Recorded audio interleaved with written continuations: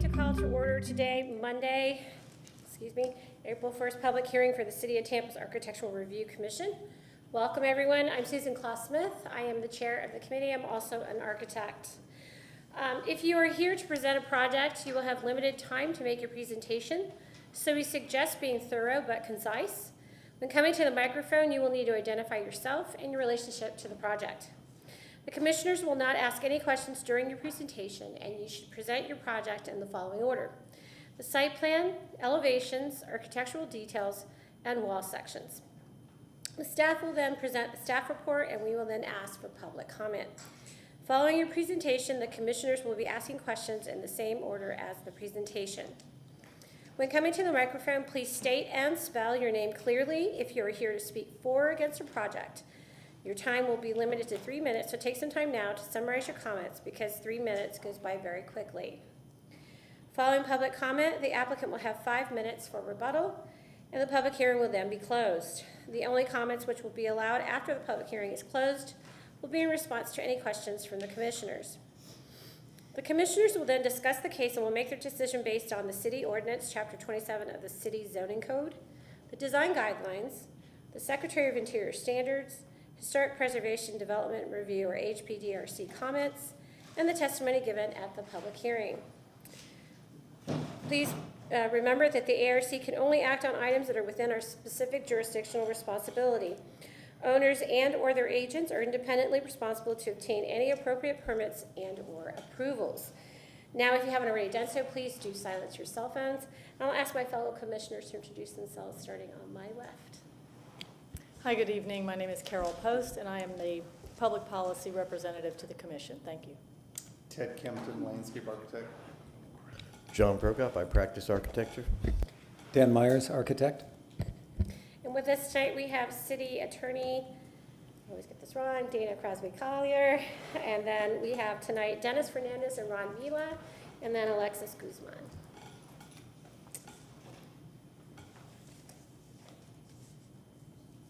Then we'll have a meeting of the reading of the minutes. Unless there are any comments, can I get a motion to enter those into the record? On March 4th.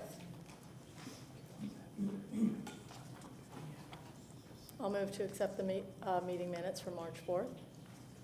And a second. I'll second. All in favor, please state aye. Aye. Aye. Motion carries. Move on to Mr. Fernandez.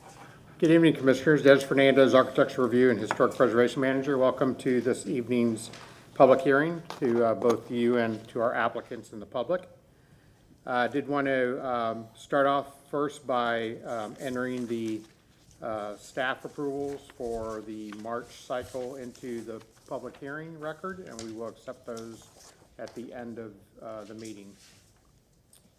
Secondly, I did want to announce that this evening is the last meeting for our chairperson, Ms. Claus-Smith, who is termed out of her second term. We do appreciate you being dedicated to our program and dedicating your time and energy to preservation in the City of Tampa. You will be missed at these meetings, but we are working on an alternative plan for her to stay involved in preservation in the city. So I look forward to continue to work with you there. Appreciate that. Thank you. Next, I will introduce Ron Vila, who will be presenting this month's Preservation in Progress, our reoccurring session on different events occurring in the city within the preservation realm. Ron? Good afternoon, Commissioners. I'm Ron Vila. I'm staff with Historic Preservation. And I think I pull this up. Do you have that on your monitors? So we have two boards. We have the Barrio Latino Commission and we have the Architectural Review Commission. So a lot of the information kind of goes back and forth. We try to share the information that the ARC does with the BLC and vice versa. So keeping everybody current on some of the construction challenges that we have within the underlying districts. So Ybor City is controlled by the Barrio Latino Commission. The other districts that we have is Tampa Heights, Seminole Heights, and Hyde Park is governed by the ARC and all the local landmarks as well. So moving forward, this is a preservation in progress. for a new hotel in Ybor City on 7th Avenue. Part of the past action that the BLC took in 1994, there was a vacating of an alley that was not associated with this project, but it came in front of the board, and they chose to vacate the alley at that time. Some of the additional work on this site that we're looking at is there's 2 contributing structures on the site with a vacant parcel, and that's where the 5-story hotel went. Along with the approvals that you're gonna see some of the pictures, there was a variance and increase of height from 45 foot to 60 foot.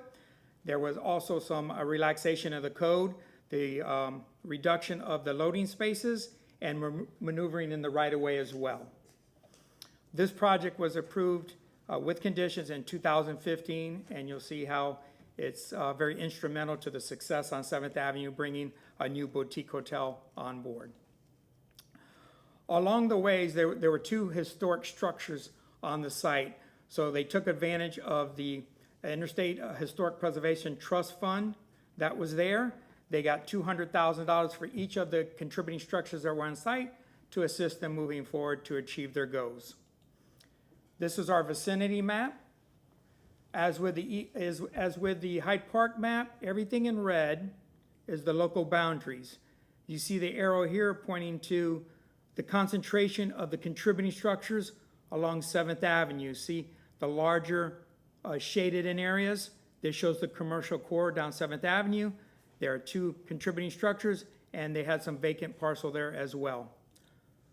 Moving to the Sanborn map, there was in 1915 the Warren Building that is still there today, and then the corner building that we refer to as Las Novedades was not there in 1915, but it was built in the period of significance, and it is a contributing structure. So you have these 2 contributing structures here, and as you go to the west, you have an empty parcel. This shows the alley that was open in 1915, which has been vacated.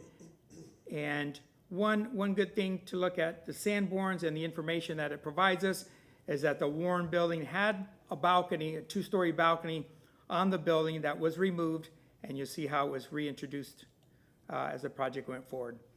Once again, this was more of a current aerial. This is 7th Avenue. This is 14th Street. This is 15th Street.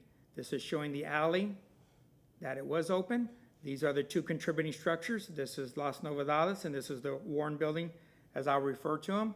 And this was just surface parking lot that is where the hotel is now. This is an aerial showing the representation of the footprint now. Once again, this is 14th, or Republic de Cuba. This is 15th Street that runs north and south that flank the hotel. And then you have the commercial core of 7th Avenue, our main commercial core, and then 8th Avenue to the north. These were the drawings that came forward to the rehabilitation of the structure. This is the south elevation of the corner building, the contributing structure of Las Novedades, and then as you move to the west is the Warren Building. And then as you look at the east elevation, this is a stucco building that is along 15th Street.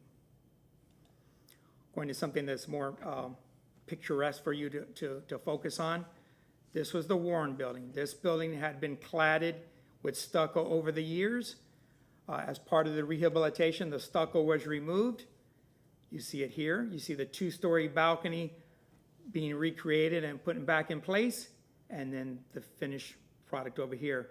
You see the storefronts on the pedestrian level, the 2-story balcony with the removal of the stucco. That's what some of that money was used for, the $200,000 for the recreation.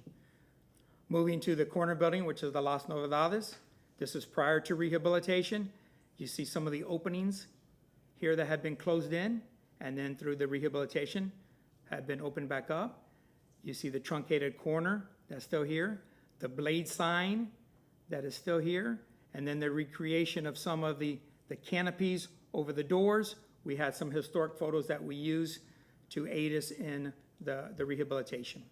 Moving to the inside, the volumes were kept in the buildings, the flooring, a lot of the historic fabric was lost over time, so it's very hard to kind of see what's there, but they kept the volume, and now this is an event center as it appears today. Moving to some of the site work.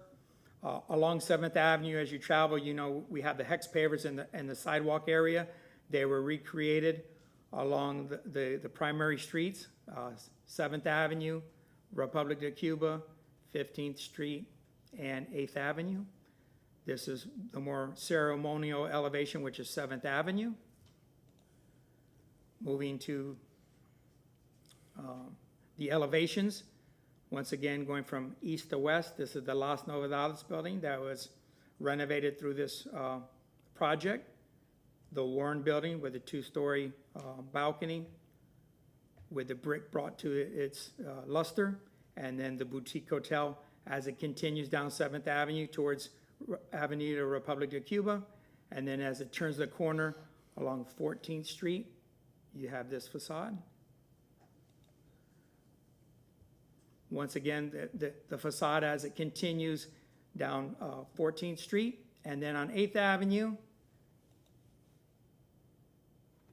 it becomes back a house at times, but you'll see how they were sensitive in nature to treat that, so that pedestrian corridor is still something that is something to be desired. Once again, you have the photos here. You have the Las Novedades moving to the Warren building, the boutique hotel. You see the pedestrian level, how it engages to the sidewalk. Coming to the corner element, this is a main entrance to the hotel, and then your valet area is here, which looks like this. This is a drop-off area on this west facade as you continue down that facade. And then this is the 8th Avenue elevation that I spoke about. This is really back of house. This is some of the solid waste and where the maneuverability of the service trucks are behind this architectural block here. And just to conclude, some of the sensitive signage that was incorporated into the building. And then the last one was this blade sign here that really tells you a sense of place that you're in a historic area with these encroachment signs. And if you look closely, on the top, the sign says Las, and then Novedades is incorporated into the sign, and then at night they have neon that says Haya. So they respected the ghost sign that was there, and they incorporated the new hotel image into the sign as well. So that concludes this portion of our request moving forward.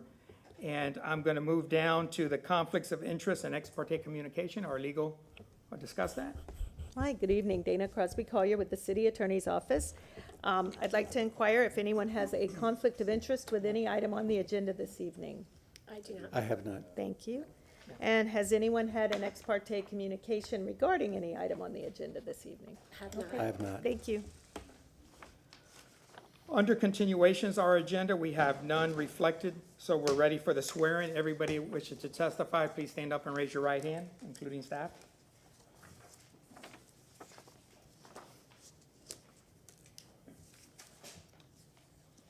Do you solemnly swear or affirm that the testimony you'll be providing today is the truth, the whole truth, and nothing but the truth? I do. Thank you.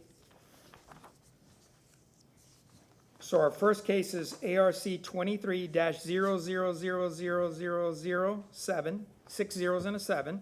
This is for the address of 911 South Oregon. This is coming forward for a certificate of appropriateness for new construction and in addition to the primary structure with site improvements.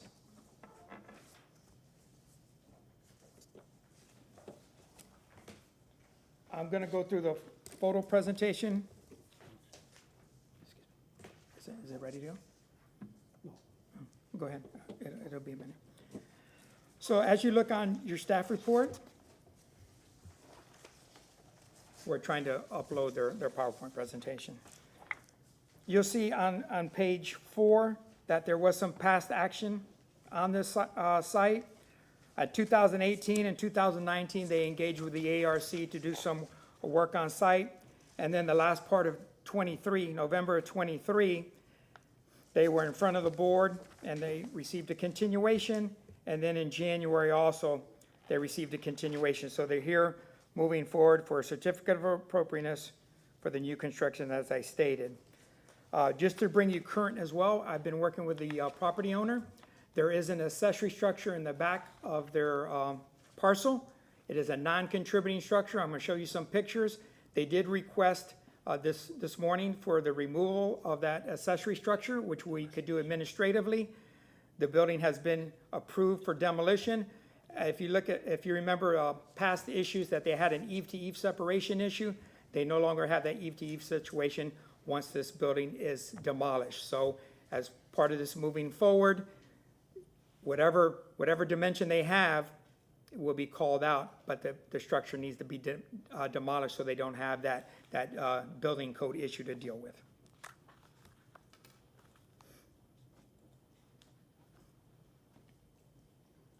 Okay. Which one?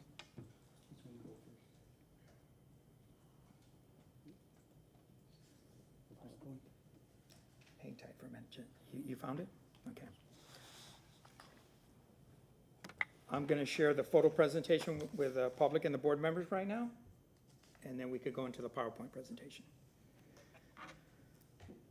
So as I stated, this is at 911 Oregon. You see the proximity to Bay Shore. This is not in FEMA or any flood issue. They are outside of the boundaries.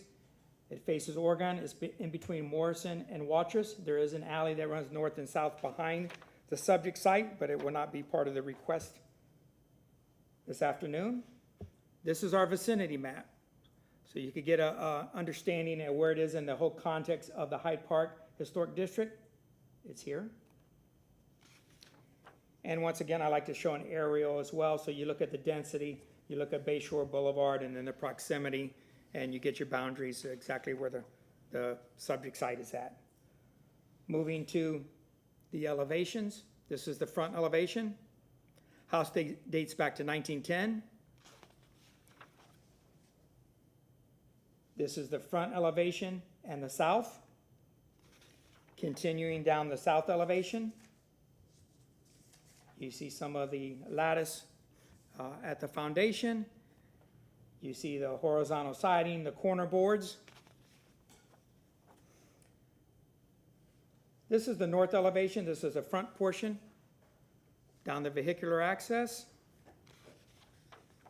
And then continuing down that north elevation, you see the volume that was built without approval or without any building plans. Take into consideration what's there now and then look at their presentation. I'm sure they'll do a fine job telling you exactly where they're going to go. Some of this is going to be removed.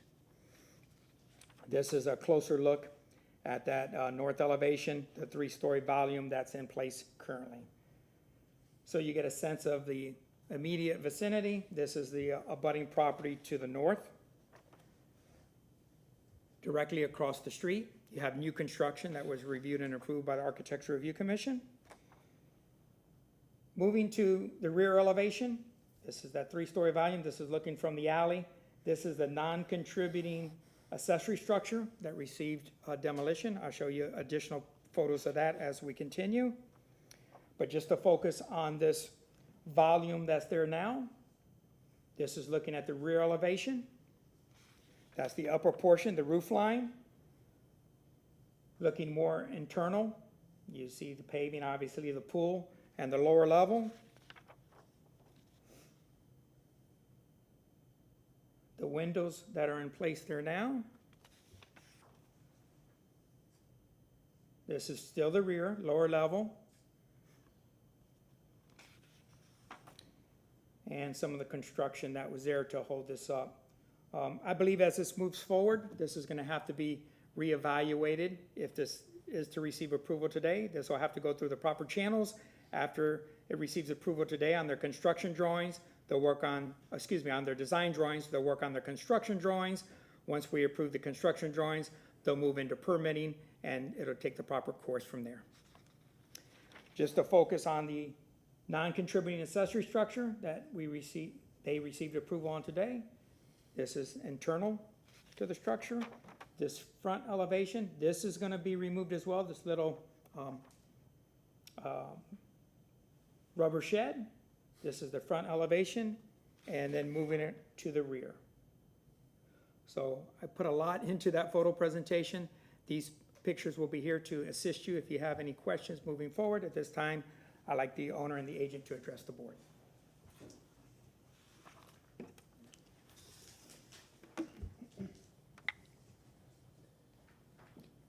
Jamie Hoffman, owner.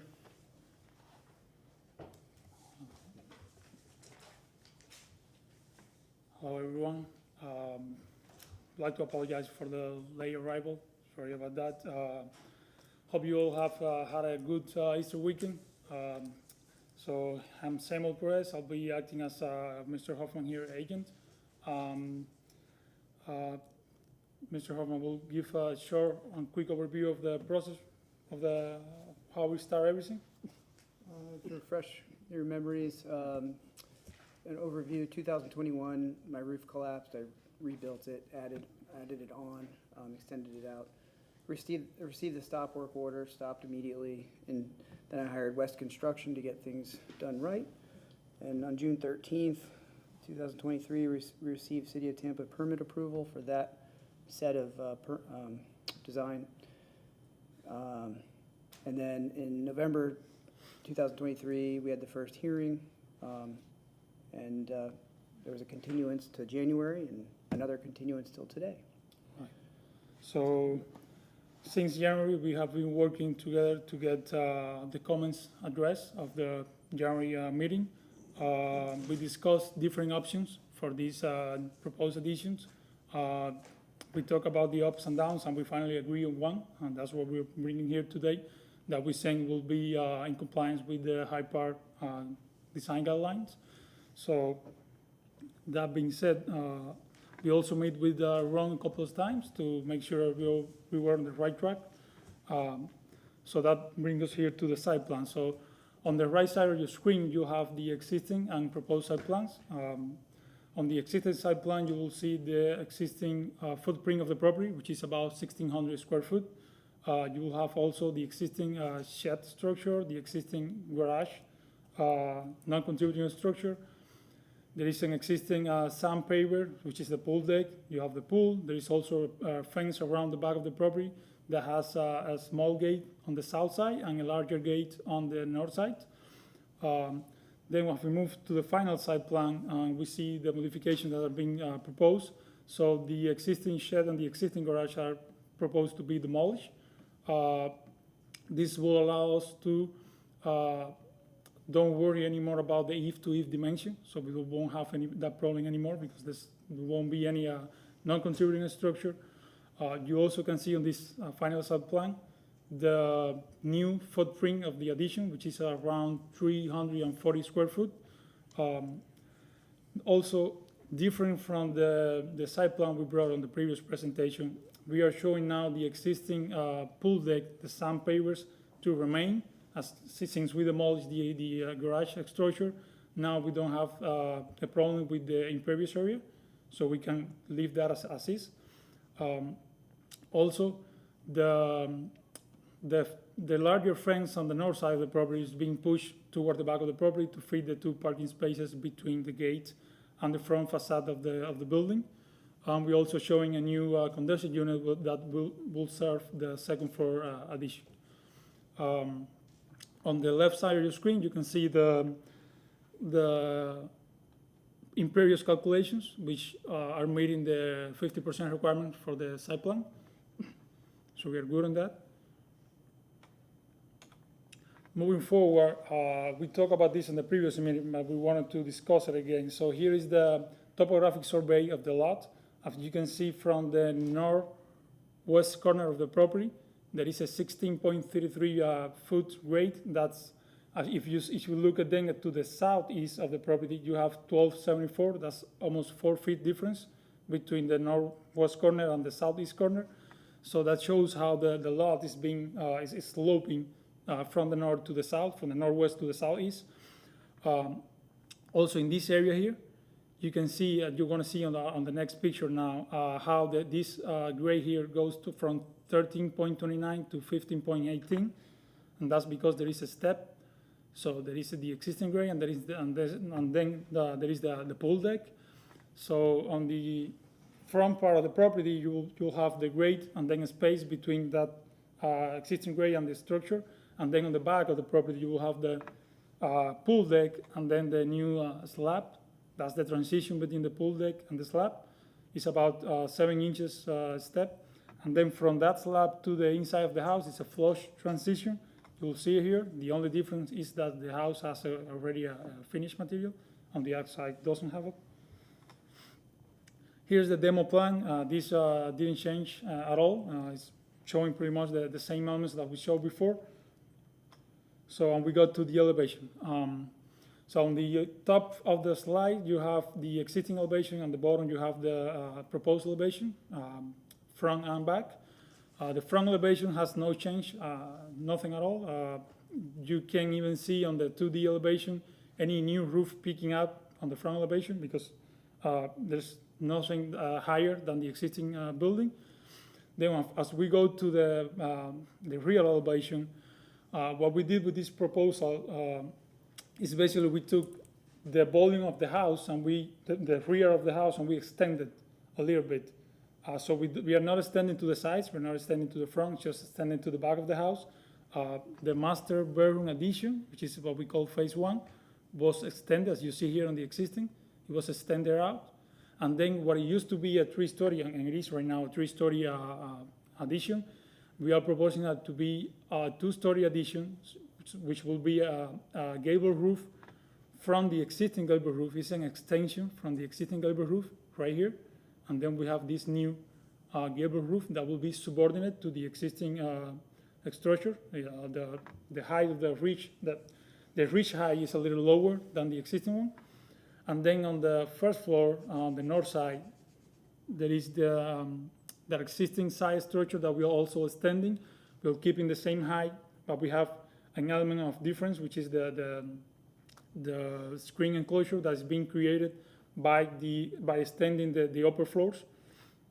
So the addition now, the massing, the volume, and the height of the addition is not different. I mean, it's not bigger than the existing structure. We are just taking the elements that are already existing there, and we are extending that toward the back of the house, and also keeping that the higher element, which is this gable roof, below the existing ridge.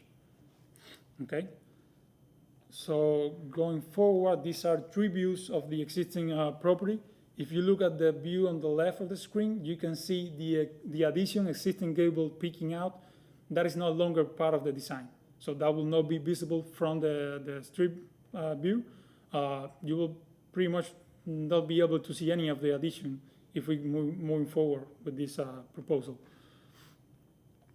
These are more views, a little higher on top of the truck. This is a drone view of the property. You can see, with the previous condition, you can't see anything of the addition on the back, so with the new proposed design, you won't see it as well. South elevation, you can see the master bedroom extension here. We are extending that. This was discussed on the previous meeting. Also, the siding we are proposing in this meeting is a new profile for the siding, but matching the color. So as you look at the property from the distance, you see a seamless transition. You won't notice that it's different, but as you get closer to the property, as you get in detail to look at the property, you will see that the profile will be different, and you'll be able to differentiate from the existing from the new addition. We incorporated, this was there before, this vertical wood trim to differentiate the existing from the new, and there's also the horizontal wood band going across all the new addition that is going through all of this space here. And you can see here also the 2-story extended addition is below the existing roof. The ridge is below. The north elevation, you can see here a little bit of a difference in the change from existing to new. That's because the lower, the first floor structure is not that extended as this 2-story structure here. So the the line where the new and existing meets on the first floor is here, and then on the second floor is right here, and that's because of the existing condition, and then on the third floor, it goes back to here. So here we also have, to differentiate the existing from the new, the roof is lower, so that will be an element, so the new gable roof will be subordinate to the existing structure. And then on the second floor, we have, sorry, I lost the mouse here. On the second floor, we have a wood trim to make the difference. And then on the first floor, you have a screen enclosure. So you go from a solid building to a screen enclosure, so that helps differentiate the existing from the new. Here you have an overview of the 3D views. If we go from existing to phase 1, which is just the master bedroom, and phase 2, which is used to be a 3-story addition, now it's a 2-story addition, and it's just being extended from the existing house. And then the screen enclosure that is being created as we extended the upper floors. On this slide, you have details of the wood screen enclosure of the columns, which will now be a simple column 6x6, and then with trim wood on the corners.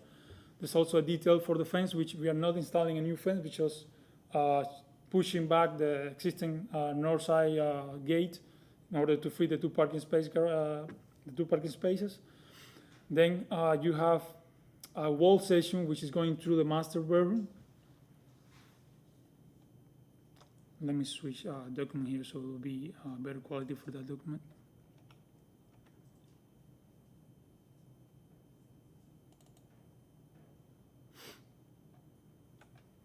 So going from the bottom, you have the existing footings. As you go up, you have the existing sandpapers. You have the wood screen enclosure. You have the existing tongue and groove wood ceiling plankings, the wood band that is going around the addition. That's number 2. Then you have the new profile siding that will have the same paint color of the existing house. You go up, you will have the wood metal cladding windows, the new wood metal cladding windows. The soffit, which is also tongue and groove wood ceiling plankings, and you have the wood fascia, and then you have the roof material. The other wall section is going through the new 2-story addition. Going from the bottom, same elements as before. We have the footings, we have the wood enclosure, we have the wood band going around the addition, the new siding profile, the windows, new windows, siding profiles again, and then as we go up, we can see how the new roof is subordinate to the old roof. There is a difference in the height. We go back to the PowerPoint.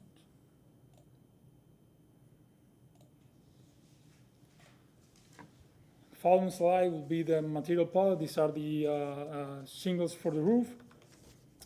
This is the existing overhang materials, which is the tongue and groove wood ceiling plankings. On the right side is not finished yet, but this part will be demolished to create the new proposed addition. On the right side, you have the existing siding profile. On the left side, you will have an alternative for a different profile that will be the same colors as the addition, but it will have different profiles, so that will make the difference in detail, but as you look from far away, it will look seamless. The corner boards for the material for the corner boards of the building, the wood metal cladding windows, and then the existing porch material, which is the columns that will not have the base brick enclosure, and also the tongue and groove wood ceiling plankings. So that will be all for our presentation, and we are open to comments. Thank you. Thank you. We'll move on to the staff report.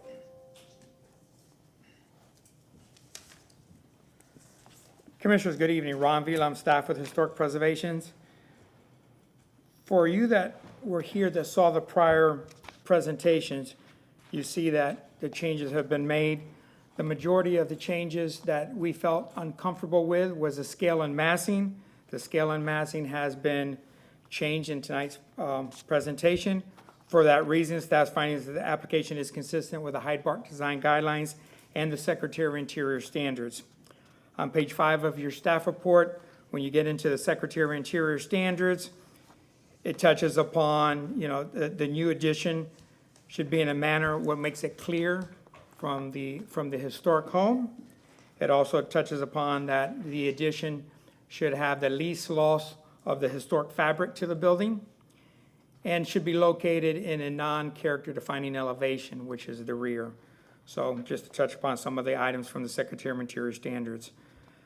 Staff had some conditions on page 5 to go along with the consistent application. We talked about the eve-to-eve on the introduction, that if this is to move forward, that the accessory structure should be demolished, so there is no challenge for the building code for the eve-to-eve. The delineation from the historic structure to the new should be distinctive. It should be compatible while being different in nature. So you have to look at that, and through the presentation that they provided, they showed some examples of them tweaking the project and showing the difference.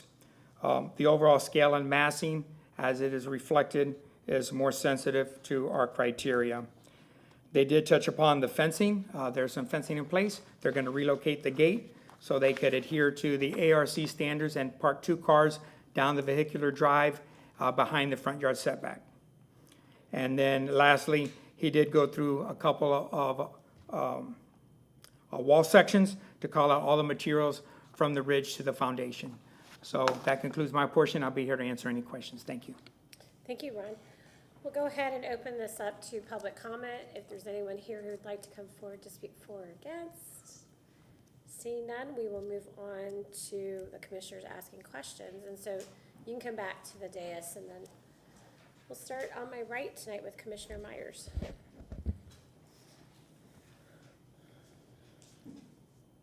I have no questions.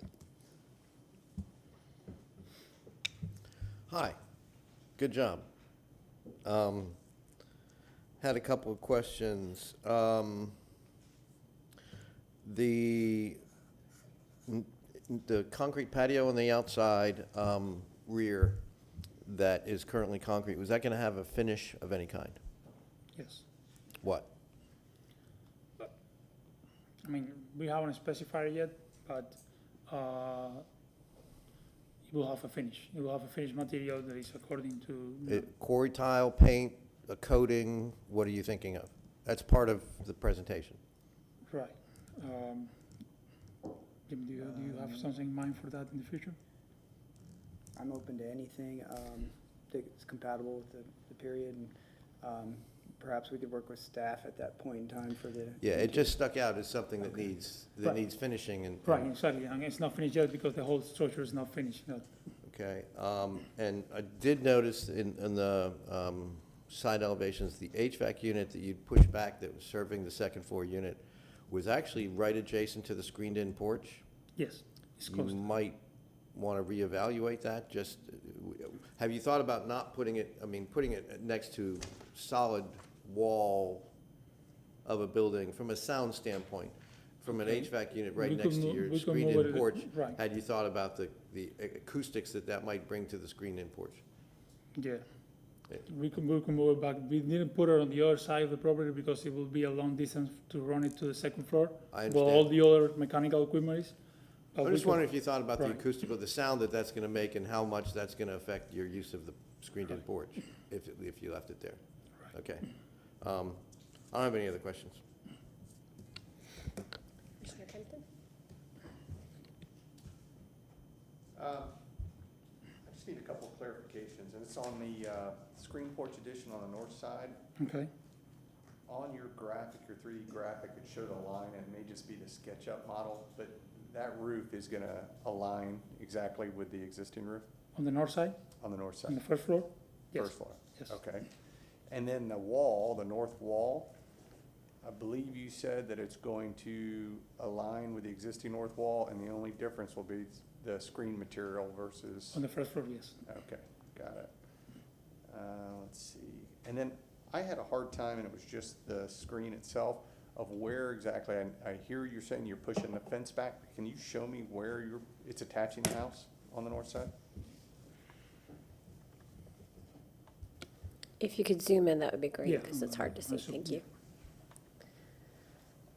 Can you show the difference between the So you can see here the two? There you existing go. is right here.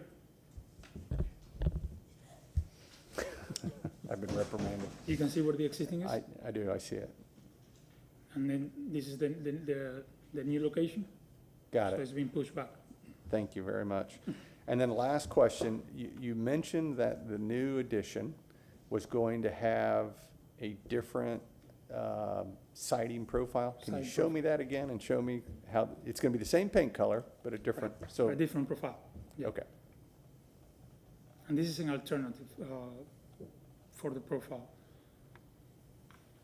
It's a shiplap siding, wood siding. Okay. If you don't mind me asking, how'd you come up with that solution? We're just trying to match what is there, but not with the exact profile. So again, as I said before, as you look at the property from the distance, you see a seamless transition. You don't see like there is a big difference, but as you get closer and you look in detail, you can delineate that this was an addition. This is the original siding profile that the house had. Got it. Thank you. No problem. Hi, good evening. I would echo my commissioner colleague. It looks much different and much improved since we saw it last, and I appreciate it. Appears like there's been a lot of effort put into to address the concerns that we raised, and I think that staff had recognized as well. It looks more clean from the front, certainly, and the rear configuration of both the flat roof section and in both cases, those extensions just look like they're more purposeful and that they belong there. Whereas I think we all recognized, the commission did, that it seemed disjointed previously. So appreciate the extra work, and it looks much better. Thank you. I have no other questions. So I just have a few because it's been a while. Hardware and lighting, I don't remember if we've reviewed those with you prior, or if you have any selections tonight. Not for this. There's no new. Not for tonight. Right. All right, that's fair. And then you were talking about the soffit material. It would seem that based on your presentation, you're going to have that tongue and groove solution wherever the addition is, correct? And that includes the underside of the porch, the screen-in porch? Yes. Is that a tongue and groove ceiling in there as well? Okay.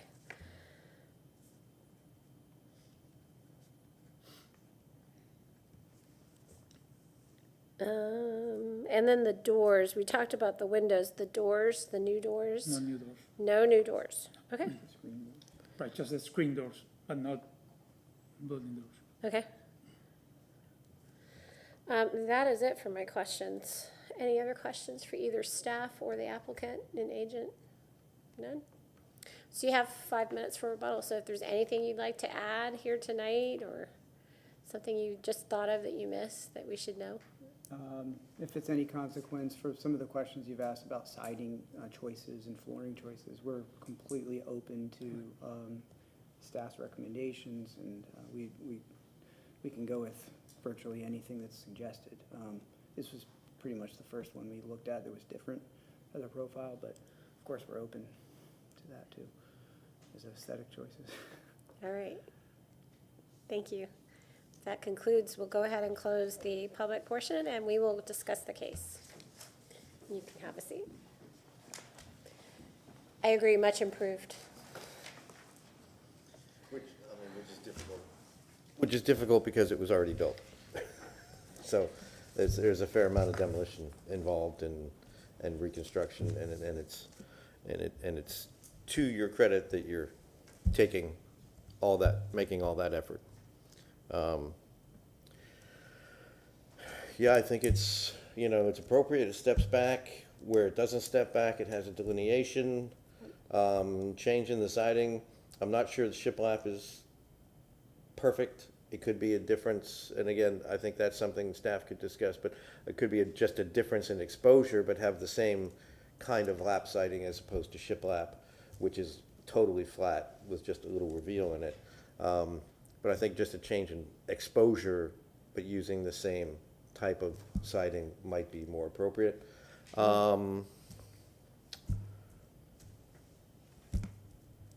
about it.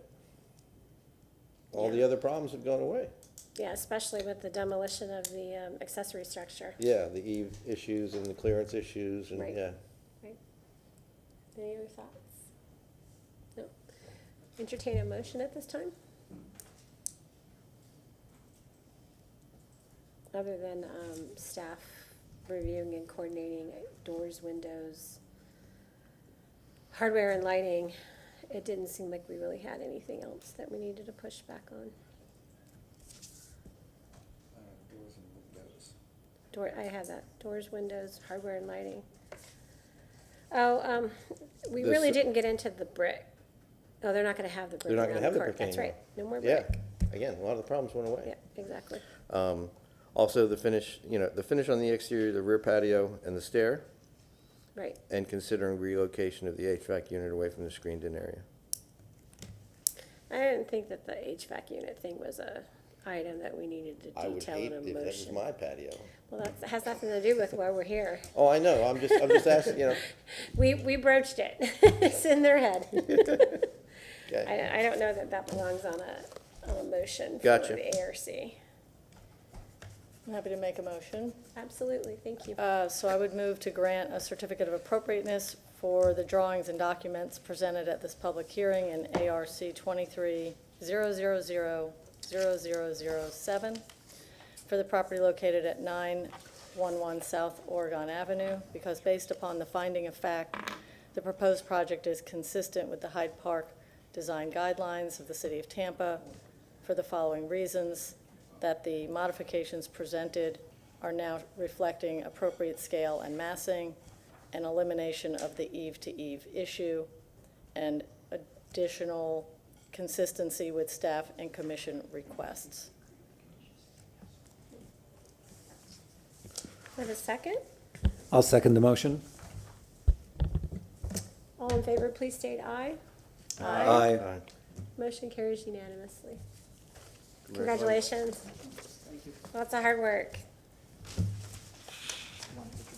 Thank you. Is it yours? Thank you very much. Thank you.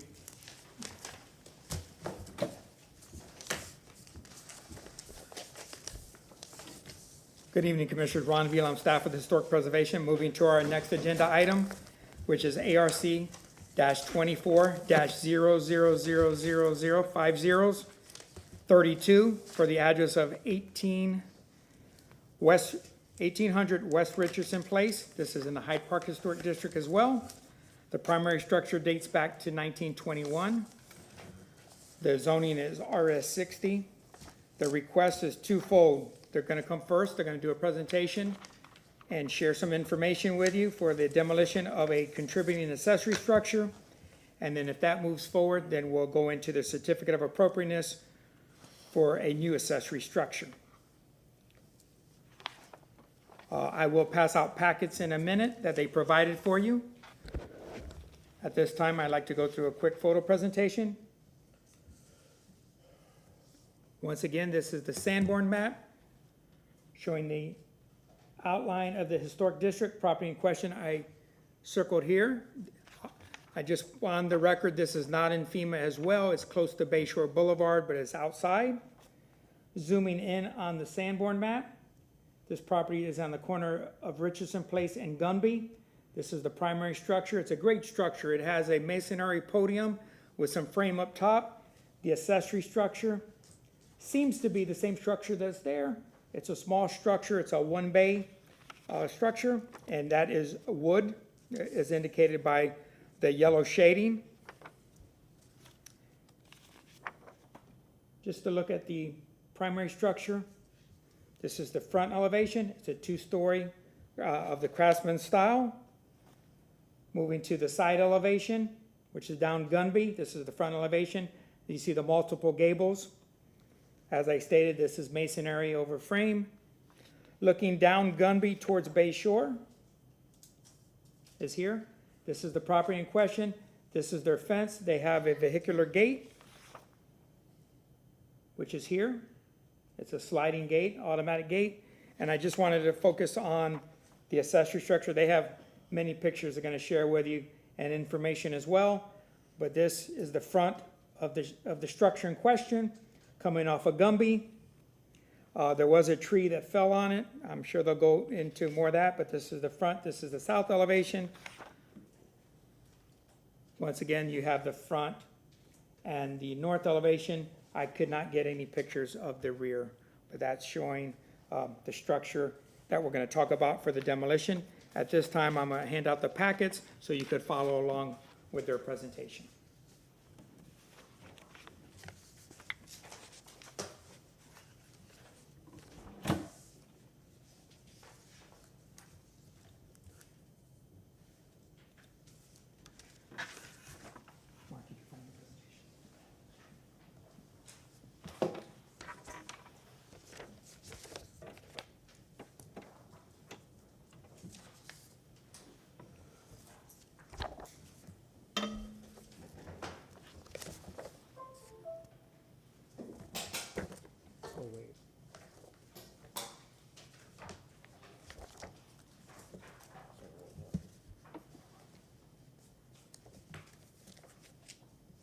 There's only one copy?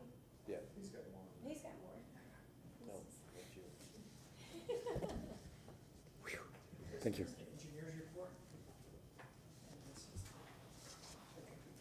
I'll go around, just. Oh, we'll make it easy for you. If I can just pass it down.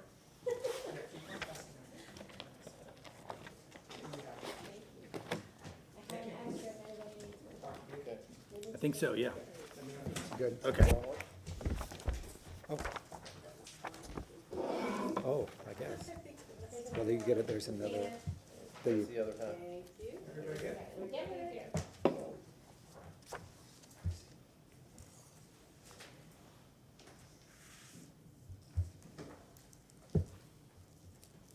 Hi, I'm Mark Engel, I'm the owner. So this is, of course, for the request for demolition. Started with the question is why for the request? Reason number one, we have no room for one of our existing cars into the garage. You can see this is a scale drawing. It was designed for, I don't even know if it was designed for an automobile, but it doesn't fit ours. You can't even get it in without folding the headlights, nor, as you'll learn, would we want to put it in the structure because it's not sound. But if we were to, let's say, try to renovate or fix the structure, it would be non-usable for an automobile, in my opinion. But also, the fact that we wouldn't be able to put anything else in there because we couldn't even open the garage or the car doors if we were even able to get the car in there. The second reason is to protect two cars, at the very minimum. Three, as you'll learn, if we are lucky to get approved for demolition, we want to replace this accessory structure with another that will allow for two cars. And that's the lower right-hand image. And also then a third car in the drive behind our gate and off the streets. And this is, of course, the elevation of where the shed is now. And the new garage shown is the hoped-for approved project if this demolition is approved. As you'll see in the engineering report, and I'll show some images here, the shed itself is not structurally sound in the sense that the roof is corrugated metal, it's not original. The roof boards are rotted out, and it literally rains in the shed when it does rain. So we have to cover all of our tools and equipment and so on with plastic every night so it doesn't get wet. So the garage is in disrepair. These are just some images of the roof. It's rusting. As Ron had mentioned, a tree had fallen on it before we were the owners of the shed and damaged the roof. We knew that the roof was probably not salvageable when we purchased the property, but that's the current condition of it. The fourth reason is it's a danger for high winds. The engineering group, Belt Engineering, came out and took a look at it. These points I'll cover later on in the presentation, but this is a summary of their summary where he states it's not, in his opinion, as a licensed structural engineer, the shed is in its current condition will not allow for relocation of the structure. Since this is a historical structure, the repair needed would be a full replacement of all structural components, including vertical studs, roof rafters, roof planks. The structure will also require a foundation. Right now, the shed is sitting on the dirt. There is no foundation at all. We dug around, couldn't even find bricks, so it's sitting in the sill plates there are rotting. So the structure has no uplift connectors, obviously. They would have to be attached to the foundation if it were to be rebuilt. And then, of course, Belt Engineering recommends the demolition of the structure, but most important, and what they point out in this final, is that the shed poses a threat to the surrounding structure during a high wind event such as a hurricane, because it just won't hold together. A threat to our home, to our neighbor's home, et cetera. Going through the burden of proof point by point here, I'll go through these very quickly. The questions I'll pose and answer them as quickly as I possibly can. Alternatives to demolition or relocation such as planned development districts. Perhaps not applicable, we don't know. We've been recommended that the shed is not relocatable, but if somebody wants it, we'd be happy to give it to them. I'm afraid they would have to be disassembled and reassembled somewhere. It cannot be moved as a intact structure, again, according to the engineer. And then if it were to be reassembled, much of the structural elements would have to be replaced, so I'm not sure that it would be much left of the original structure to begin with, but it is something that we are open to. Our goal is to build a two-story garage with a mother-in-law apartment above. The shed is currently 230 square feet. So if we were to retain the shed on site, the limit, of course, with our RS-60 lot is 900 square feet. The new garage would be limited then to 670 square feet. By the time we're able to get a two-car garage in there, we wouldn't have room really for, I would argue, a decent living quarter or living space above the garage. And the garage would have to be either stepped up in terms of a tiered structure, or the footprint would have to be altered if we were to, in fact, able to relocate the existing shed on the site. But as I noted, that's not something that's recommended by our engineering team. This shed is also happens to be at a 2-foot setback, which I don't know why, but it's only 2 feet from the property line. So if we were to try to rebuild the shed in its place, we would have to get a variance.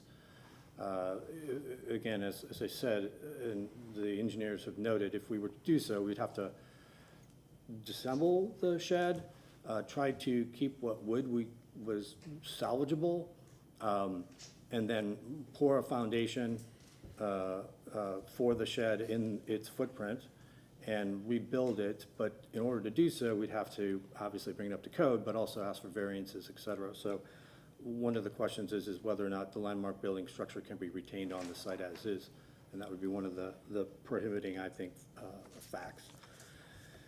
Whether or not the landmark building or structure can be retained on site. If retained, the shed will need multiple upgrades to make it period appropriate. As I mentioned, it's structurally not sound, but also whoever owned the property before us rebuild the shed in material that is not age appropriate. The roofing is not original, the siding is not original. It's it's not exactly lap siding, it's in kind of sections, and it is not the same overlap as the house. The house is 4, this I think is 2, so that siding would have to be replaced. In addition, the garage doors are not original, they are plywood, which to my knowledge was not available at the time of construction. So they obviously have been replaced, and our previous owner decorated them in such a way that is not compatible with the historical nature, so those doors would probably have to be replaced as well. So not much left of the shed would be there if we were to rebuild it. Whether relocating the landmark or building a structure is appropriate and feasible, see A and B above. I believe I covered that. Whether the applicant has the ability to build or propose new construction within a reasonable period of time, yes. We, assuming get approval for demolition, we have plans, we'll show you, to build a new accessory structure, and we want to start right away. As quickly as possible, we're gonna start applying for permits, assuming we do get approval, and start construction. Again, whether demolition is justified in economic hardship, see section 3, F3 below. Contributing structure, building or structure, make it present, makes it to present setting. We, the homeowners, assert none. We don't believe that it contributes in the sense that contributing structures should, because, as I mentioned, all the material's been replaced. So it doesn't, we don't believe it adds to the neighborhood. We certainly believe it detracts from the neighborhood. It does not match the style of our home, nor does it seem to match the style of the neighborhood. And as I had already mentioned, there's nothing original really, except for some old rotten beams, which I'll cover in a moment, to the structure, contributing structure, if in fact that this is the original wood. I don't even know. Whether there will be definite plans for the site to be vacated. No, the site will not be vacated. As described above, the demolition is approved. We will be hopefully replacing the structure. These are just some images. There are also several images in the engineer's report, probably some of the same type of images, I suspect. But you can see these are all the original beams and so on are pretty much termite eaten. The previous owner or somebody had tried to repair it by sistering. Several of the boards, they used the wrong type of material according to the engineering folks. So that itself was counterproductive in terms of the longevity of the shed. But as you can see, and I'll go through a couple here, most of the support structure is deteriorated, rotten, termite eaten, etc. Additional termite rot in the roof beams. There is no real truss system. It was just, the shed was kind of met together with wooden support, and they didn't tie it down in any way, and it's fairly rickety as it is. And then, as I had already mentioned, it's sitting on the ground. There's no foundation, so the wood that it is sitting on is rotting, and it's moist all the time because it is on the ground. This is just simply the picture of our property. Ron had already covered this. This is an aerial view of the shed itself. The compatibility of building or structure to its proposed site and adjacent properties. As I had mentioned, there are several contributing structures in the neighborhood, but only a handful have the original accessory structure. We are unable to find with matching side of corrugated metal or roof or what have you. There's only a few sheds left in the Hyde Park area that we're able to see from the street. Demolition cost. We believe the shed will cost about $1,000 to tear down. Disassembling a new foundation, reassembling repairs estimated about $9,000, but probably more. This was, we believe, because we're gonna have to put a new foundation, if we were to rebuild the shed as is, put a new foundation in it, and it'd probably a little bit more than I think, quite frankly. Okay, and then this is the summary of the engineering report. I've already covered it. This happens to be the section that it belongs in the presentation, because I'm trying to follow the tick list for permission for demolition. But I've already read it, so I'm not going to read it again. Essentially what they're saying is that the structure is not survivable. So, and then I think I've already covered this. It's only 2 feet off the back lot. Again, I'm just going to move through these since we've seen them. Bottom line, that the estimated cost of the shed is probably less than $2,000, given the fact that I'd say negative $2,000 because it is a liability and we're going to have to pay to have it torn down. We believe if it's not salvageable in our opinion and in engineer's opinion. So I think that pretty much covers all of the different aspects of it. Okay. Thank you. Thank you, sir.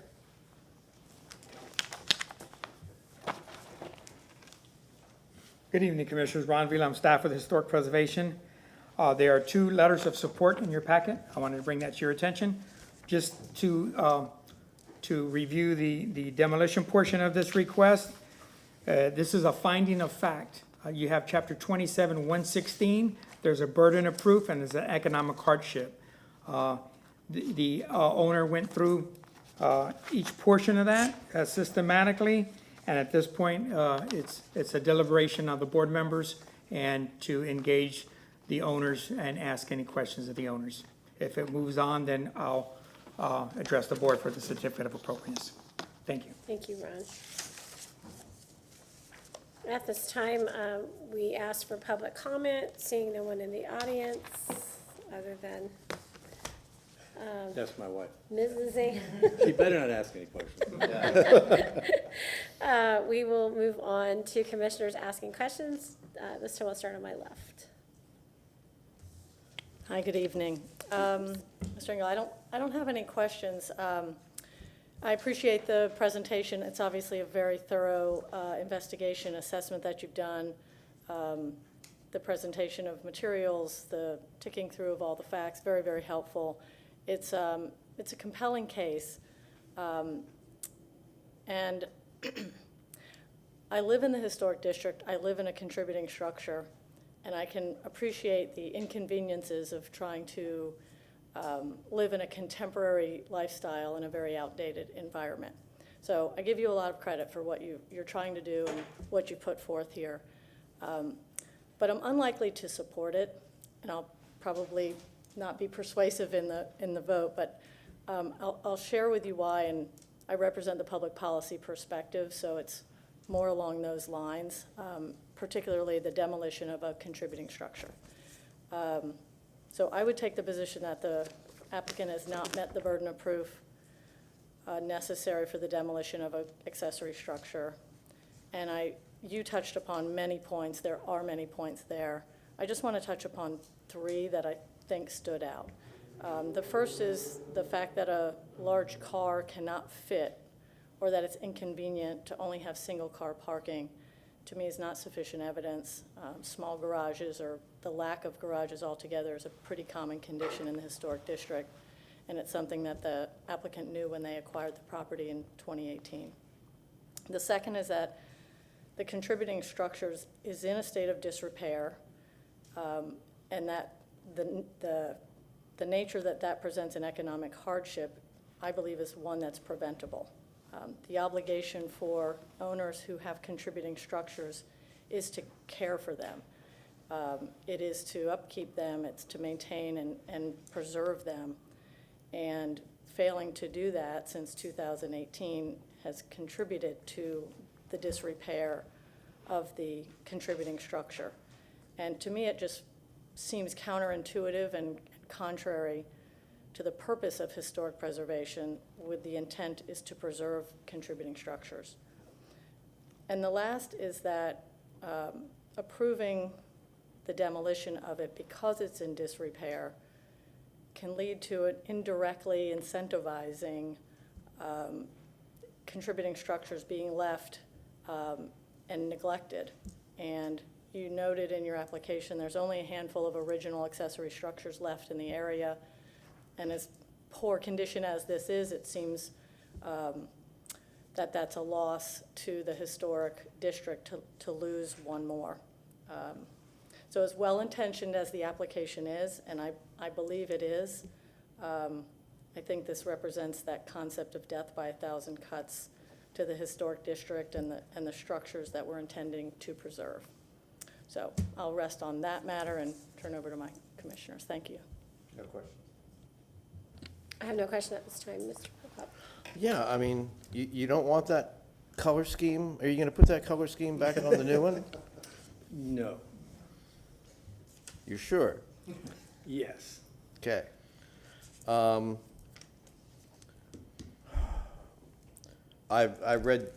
took the time during your presentation, I read the entire structural report from Belt Engineering. It's very thorough.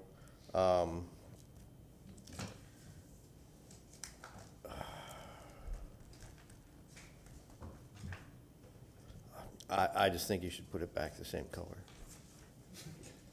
I have no other questions. Mr. Myers. I have a question for staff.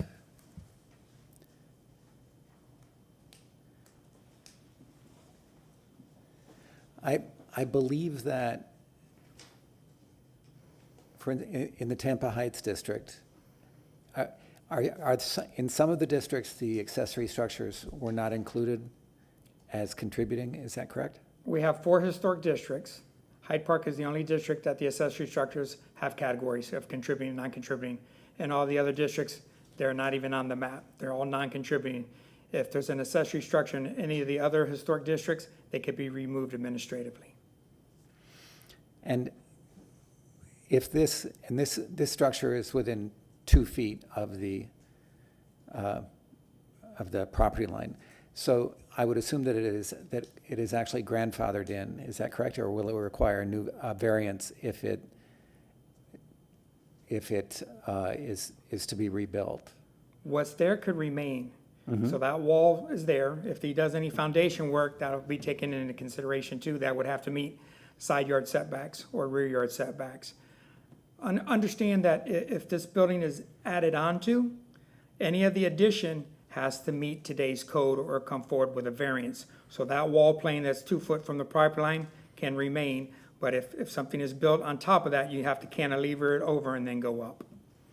He's entitled to his RS 60 zoning classification up to 900 square foot. So if the building is not deemed to be removed, then maybe in the future you see some kind of addition. So if there's 200 square foot there approximately, somebody's gonna add 700 square foot to it to be consistent with his neighbors, where he's got the entitlement to. So you have to take into consideration what that structure is gonna look like as well. So if he were to, say, what happens if he has to put a new foundation under the wall that is within 2 feet of the property line? I'd call for a variance. If there's a footer or some kind of slab within the setback, a variance would have to be required, asked for this board and granted. Okay. And what would allow, how much would he be required to keep in order for it to be classified as an addition and not a new structure? I think that goes into his demo request. I don't know what he's entitled to keep. What is left for him to keep, I think, is the question. And I think that's, you should get into that dialogue with the property owner. Okay. While we're on the subject and while you're at the podium, the thought occurs to me that an original contributing structure, by definition, has to have some original fabric, some percentage of original fabric left. Correct statement. And this does not. Well, that's through his, Right, through these two reports and through the dialogue, that there is, and even that is left seems to be roof beams. It is, in general, I mean, from a percentage standpoint, this is 90% not original material. through the testimony that he gave this evening. I think that's an accurate statement. Okay. All right. So what is the percentage? Not of this structure, what's the percentage? When this area was evaluated, somebody did a windshield survey. They looked at they go by and they look at the structures and they evaluated if it's within the period of significance, early 1900s through, I think it's 1940 for Hyde Park. If it's prior to 1940, a pre-war building, and it meets the period of significance. My question is there a defined percentage of the original? Not that I'm aware of. Okay, Yeah. that's what I wanted to clarify. May I add something? May I ask? Is it my turn to say anything? I Well, think I got one we more are question. asking questions of staff, and we'll let you, you'll get the opportunity to respond in a rebuttal if we don't ask you a direct question. Thank you. Please, go ahead. Thank you. Just a follow-up, Sure. good questions. So is there a path that staff would or could determine that it in fact does not qualify as a contributing structure because of all of the lack of materials and other elements? He could make that argument. That's another path through the Historic Preservation Commission that would evaluate the category of the structure and is deemed contributing now. If it goes to the HPC and he has the information and he provides the presentation, then they could change the status of that to non-contributing. If it's changed to non-contributing, then administratively we could remove it at the staff level. Thank you. I do have a question for the applicant. So one of the criteria notes that some of the evidence needs to be via certain vehicles, and one of those is the appraisal of the value of the property. You gave testimony based on your opinion. Do you have an actual appraisal report for the structure? Appraisal for the shed? Or our In, land? in this case, it says generally the property, so generally we would take that to mean including the shed, and typically they'll separate that out when you ask them to evaluate a property. Okay, no, we do. You do don't not have that. one? No. What Okay. we thought replacement value would be a good estimate. And so if we were to purchase, let's say, the material at Home Depot and rebuild it ourselves, probably $5,000-6,000. I would like to, is this rebuttal or just question? It's not rebuttal, this is the opportunity for us to ask direct questions, and if we ask staff, then staff answers the question. If we ask you, If you I get might to add, I'm representing myself because I do my own work. So I operate as the GC in all the different projects that I've taken on. So I've done, it didn't involve the ARC, of course, because it was only interior work, but I went through the coding process to completely gut and rehabilitate the house that I'm in. And I've done this to 2 different historical buildings in Tampa in my lifetime. So I love old buildings. And so if I had, if I believed that that shed was something that I could save, I would have saved it when I moved in. It was in terrible disrepair when I bought it. I didn't let it fall into disrepair. I do my own carpentry, I lay my own floors, I install my own windows, I do all this with my own hands. So I believe in the old buildings and I love them. And so if I felt that this shed was something that can be saved and was usable, then yes, I would have done so. So that maybe is material to your decision-making. And as the discussion has been brought up, the wood that's original is not even, it's been scissored and it's being aided by newer materials. So yes, it's there, but it's not serving as the structural element that it was originally intended to. So yes, it's there and it's part of the shed, but it's not performing its duty, if you will, as a structural element. So even though it's there and still hanging on, it's not. It's deteriorated and rotten and termite eaten. So it's not something that, if we were to rebuild the shed in place, I couldn't keep it. I wouldn't be able to use it. We'd be able to take a chunk of it and set it on the mantelpiece and say, this was the shed, but it's not. So by the time I'm done, and it's in the report, Bell Engineering report, by the time we're done renovating the shed so that it can live on, there will be nothing, absolutely nothing left of the original. understand your passion, understand all that you've done, and we appreciate that. We love homeowners that love what they invest in. I think we're just gonna have to talk about it among ourselves when we close the hearing and really come to a consensus. Dennis, were you going to answer that question? It seemed like you were standing up and wanting to finish that answer that was asked of staff in terms of percentage of contributing, what that might be, or even determining what contributing means. Dennis Fernandez, Architecture Review and Historic Preservation Manager. Just know some of the discussion was resonating with me because it kind of overflows then to the Historic Preservation Commission process, which I also administer. And as far as a percentage, a threshold of when something is considered contributing or non-contributing, there's sort of rules of thumb, but basically the structure needs to be able to appropriately represent its character with its materials.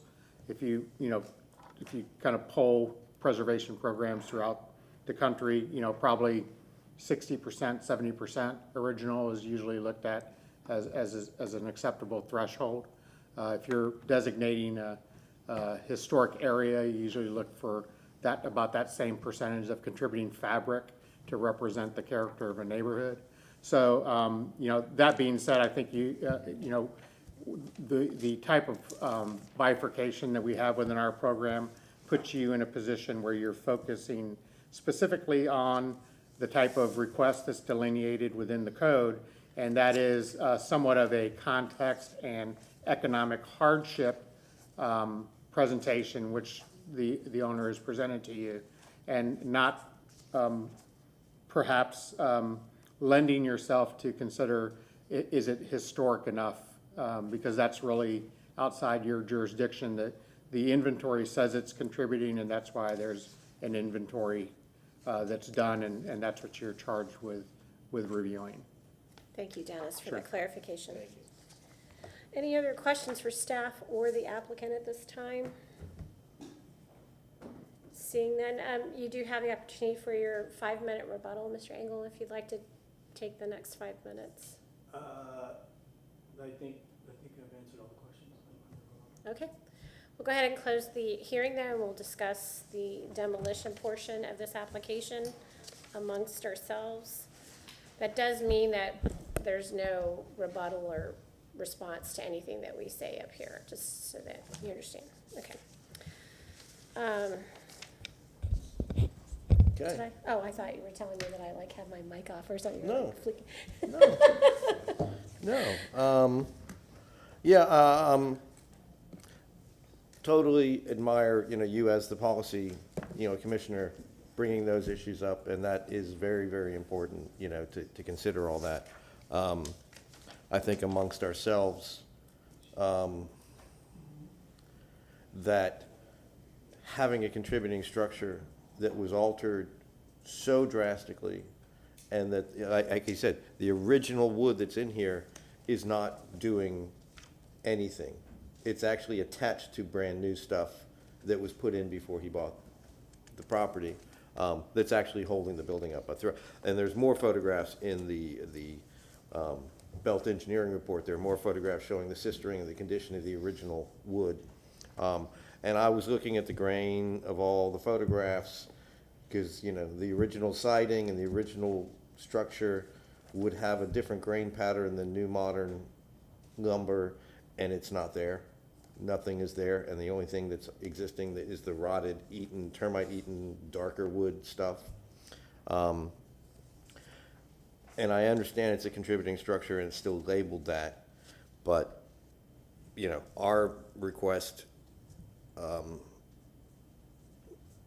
that we're preserving, if we voted to say he cannot demolish this, we're basically saying you can't demolish a structure that does not meet any historic criteria whatsoever, because nothing is left. Not legally, but practically speaking, nothing is left that's historic.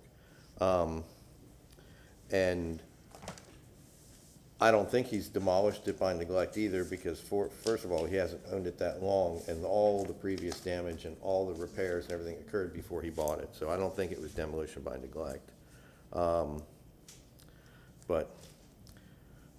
And I can't believe it's not the original pink color scheme. I know I had to say that again. So I don't think there's a problem, personally, with this being demolished. Well, and I can clarify, everything you said is on point. The further conversation about the value of it on the inventory, if you will, as a historic structure is obviously, there's an open question there about it. I understand completely. And again, to the credit to the applicant, I think they've done an extensive job to make a compelling case for why it warrants a demolition. I just feel that from a policy perspective, It's your job. It's Yeah. in the inventory, and it's our objective to incentivize people to fight for restoration on day one. What could have been done over the past 6 years or not, no one knows, hard to say. We are where we are. So that's just the seat I'm sitting in, and you each have different positions. Completely understand it. And it's completely understood. That's your point of view, and it's welcome. It's very welcome and needed. I would also like to speak to contributing factors. We get very hung up on materials. We also need to remember that, especially in Hyde Park, because accessory structures are given a contributing, they are capable of being contributing structures, that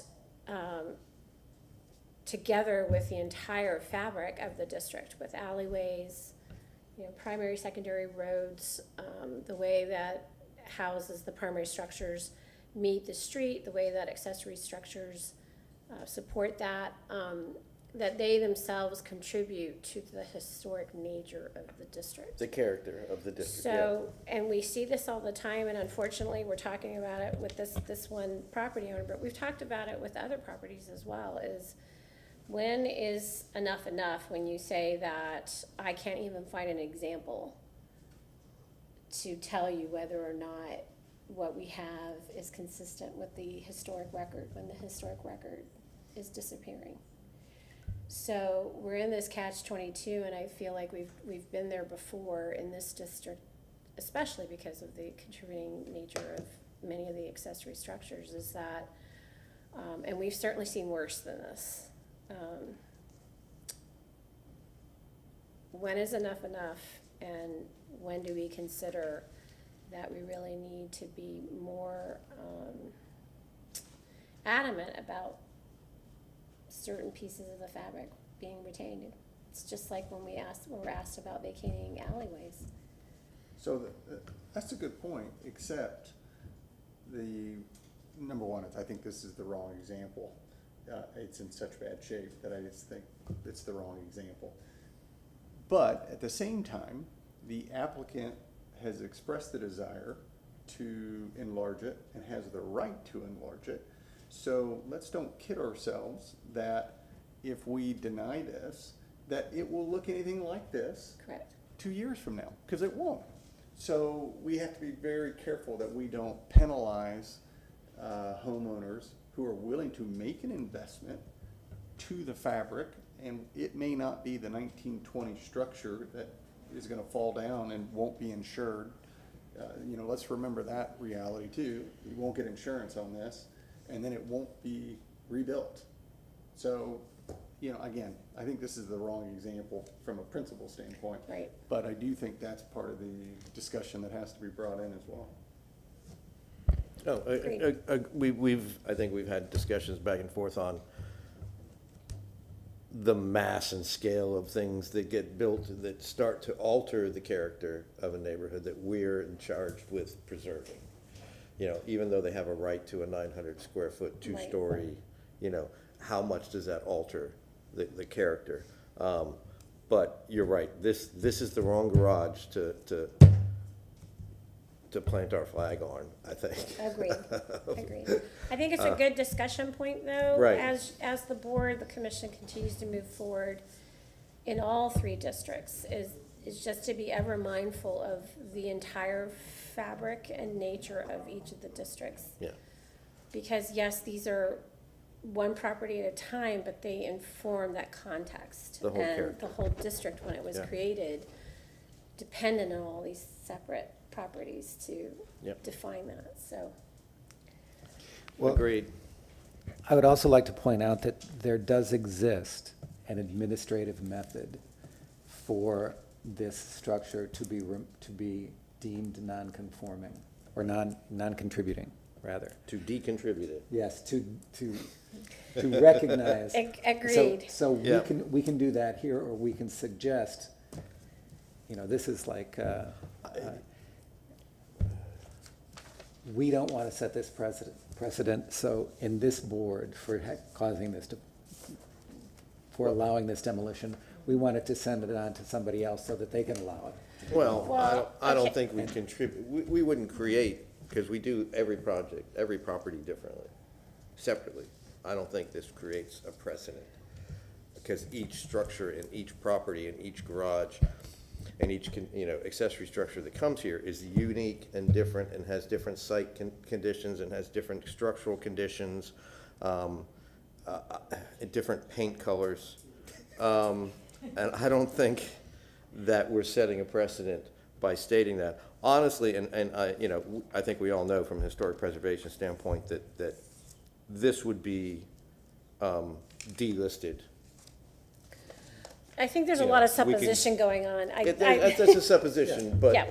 but the fact that there's no more contributing material of a contributing structure over time, you know, as a historic preservationist, would, if you tried to apply this to be, you know, listed in any way, shape, or form, and had to write down why it should be listed or as a contributing structure, you have no basis in fact to do so. I think we're all agreed anymore. on that. Yeah, so.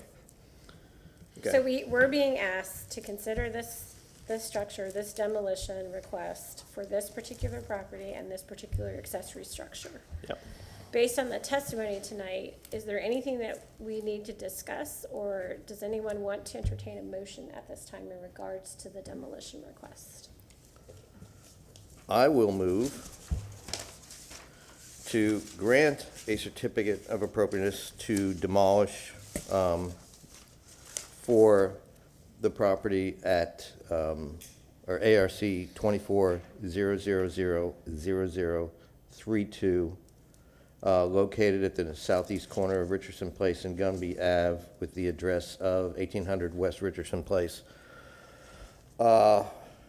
Inasmuch as the agent has satisfied the requirements of Chapter 27, Section 27, 116 for the City of Tampa Code of Ordinances.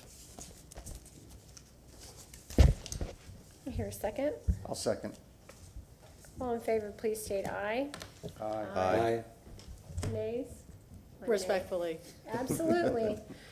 Motion carries.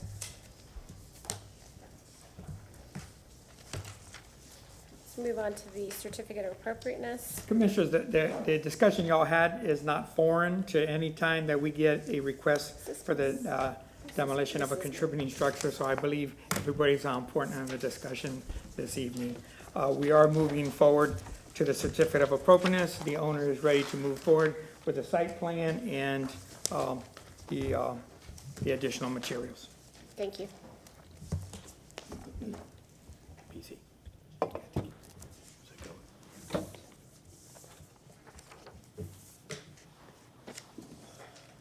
There we go. Thank you. Yes, sir.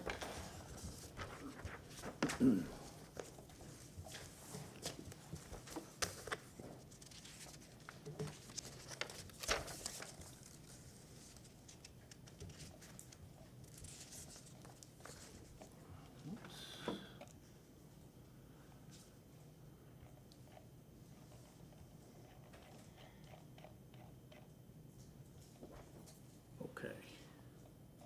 Can you all see this? Yes, we can see both on the monitors and our dais. I just want to express my gratitude for the approval for the demolition. And my wife and I discussed, we're gonna change the color that we're gonna paint. It's gonna be purple and green. Actually, when we bought the house, much of the interior was purple and green, believe it or not. So the garage actually, or shed, matched. So this is the site plan, of course.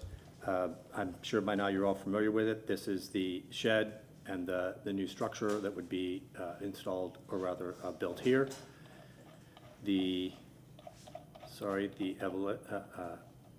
I have to figure out how to rotate this if you bear with me. I was not aware that it was not rotated. Yeah, is it rotate, right? Okay. There we go. Thank you.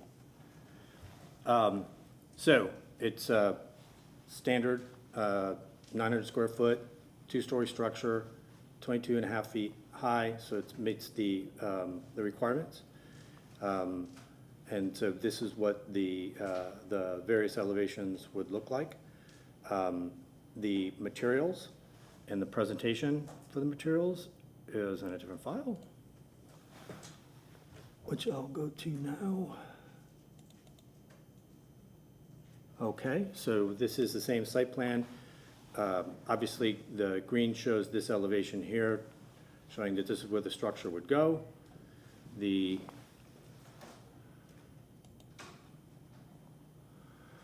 One of the questions that came up with the staff, and I wanted to address it in this presentation, is what we would do with the concrete driveway and what our intentions are there, because it would be enlarged. Right now it is for a single, but it would be enlarged to a double for the double-car garage. And we would, and this is a picture of the shed and the driveway here. This is the original concrete ribbon. Someone poured ribbon in the middle. Obviously, these are, when you look at them, they're two different concretes, so that this happened sometime over the lifetime of the shed. Our intention is to do a standard double ribbon for the garage, and then brick in the middle, which is, we believe, the appropriate and standard. The materials and trim, we're gonna match the existing house exactly. So it's a lap siding. The trim is a 2-inch trim around the windows. The windows would be JELD-WIN. I have the specifications of all these products, by the way, if we need to look at them. But it would be the exact same products that we have on the existing home. Right now, we're showing in the drawings a quarter round on the corner of the building, because that was what was on the original structure. But we understand that's not necessarily historic. I didn't know that. Whoever owned the home years and years ago apparently redid the siding and put this quarter around the edge. So we're willing, of course, with consultation with staff, to put in whatever is more historically appropriate. But right now, there's a quarter round that covers the lap in those corners. And that's what our intention would be, unless, we, in discussion with the staff, we decided on a different course.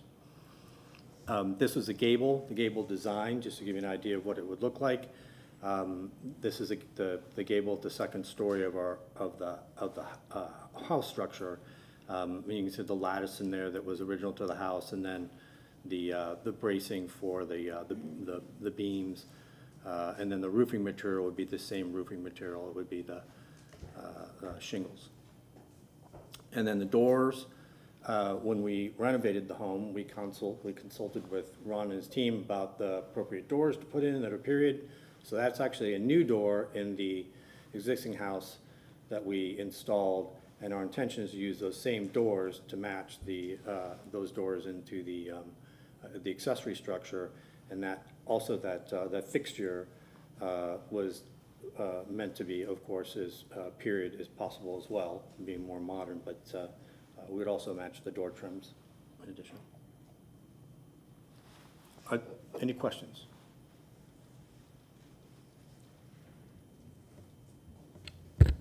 That concludes your presentation? It does. Okay. Move on to staff report. Good evening, Commissioner. Ron Velam, staff with Historic Preservation. The application is consistent with the applicable design standards. We had some conditions attached to the request this evening.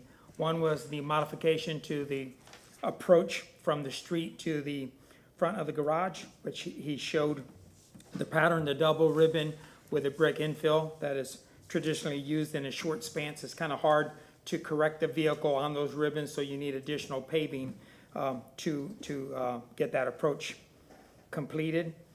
The mechanical is on the elevations, it's not on the plan. It doesn't show up because it's under the stairwells, but I think he needs to indicate that in tonight's presentation. The corner boards, he addressed that the structure, the historic structure on the upper levels, which is the frame, has quarter round. The traditional application for a detached accessory structure would be more consistent with some kind of quarter board treatment as a termination. He does have wall sections. I think for the ease of the presentation as well, if he could go from the ridge to the foundation and call out all the exterior materials. He does have the elevations. He kind of blew through those pretty quickly, but if he could show those again, show the steps going up the side, and just show some of the character defining features along with the sill. The traditional application is to have a more appropriate 2-inch sill. His initial drawings did not have that. I didn't know if he has them this evening to show. And then the last thing, if this is to move forward for an approval, I don't know what phase this is in for the design exception. Within the city of Tampa, the height for accessory structures are maintained at 15 foot. In all the historic districts, new construction could go up to 22.5 feet. So that design exception is a separate application that runs through zoning. And through zoning and preservation, we review the plans again. And if the plans are approved this evening at 22.5, then that's what we support moving forward. So that would be a condition of the approval. Okay, Thank you, and that concludes my portion. thank you, Mr. Vila. So then we move into public comment. Again, seeing no one in the audience, we will move on to asking questions. But before we go there, if you could please, sir, bring up your wall section and just go through all the elements from the foundation up to the roof line, or from the roof line down to the foundation of your typical wall section, just explaining what's in the project, how the windows will be installed, and then we'll start asking questions. So if you can zoom into that as well as you're looking at it. Yes, I'm gonna bring up the drawings. They'll be a little bit more detailed. Certainly.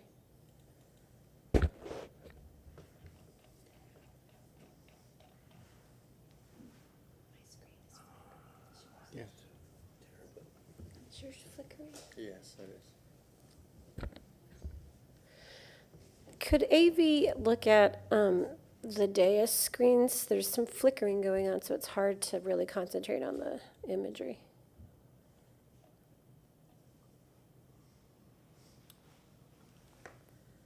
Is that for me, or do you wait? No, AV. Should we So- wait? We'll just plug through it, I guess. Yeah. Okay.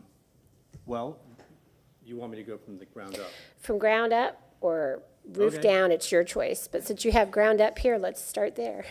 Right, and we're just talking about exterior materials, correct? Correct. That's our purview, is everything that happens at the exterior. Right, so we're gonna have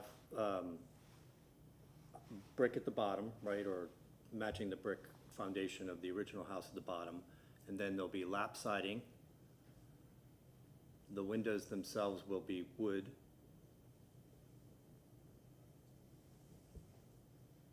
The trim will be 2 inches, matching the house. Can I interrupt for 1 second? While you- 4 inches, sorry, 4 inches matching the house. The siding itself will be 4-inch lap siding.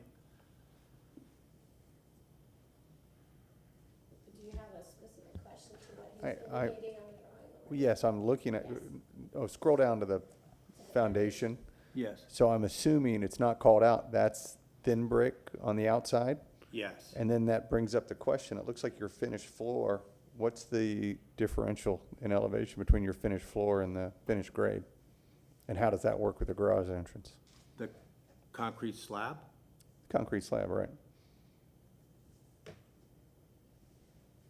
You just need to note it. Okay. There will be an elevation on the driveway, though, going to the slab, will there not? Or to the building? Yeah, you're gonna have to make it in there.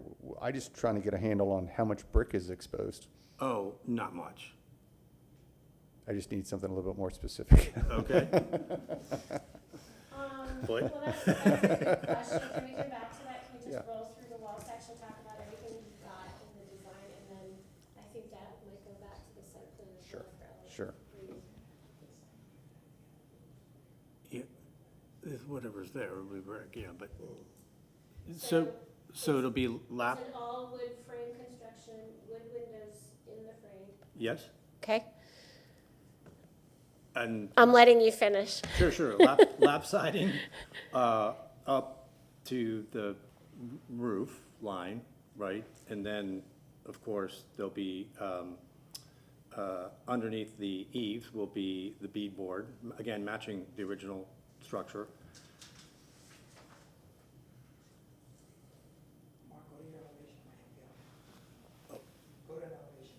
Oh, right, okay.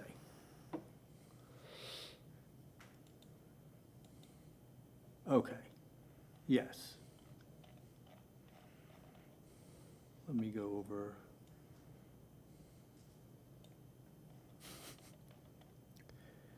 There. The band around the center will be wood, and then all the exterior materials will be wood, of course. So we'll use cypress siding, which is what I used on the house. We'll use, well, cedar probably around the windows, if I can get it, 4 inches. And then, yeah, the trim will probably be pressure treated, but obviously wood, painted around the doors, windows, and so on.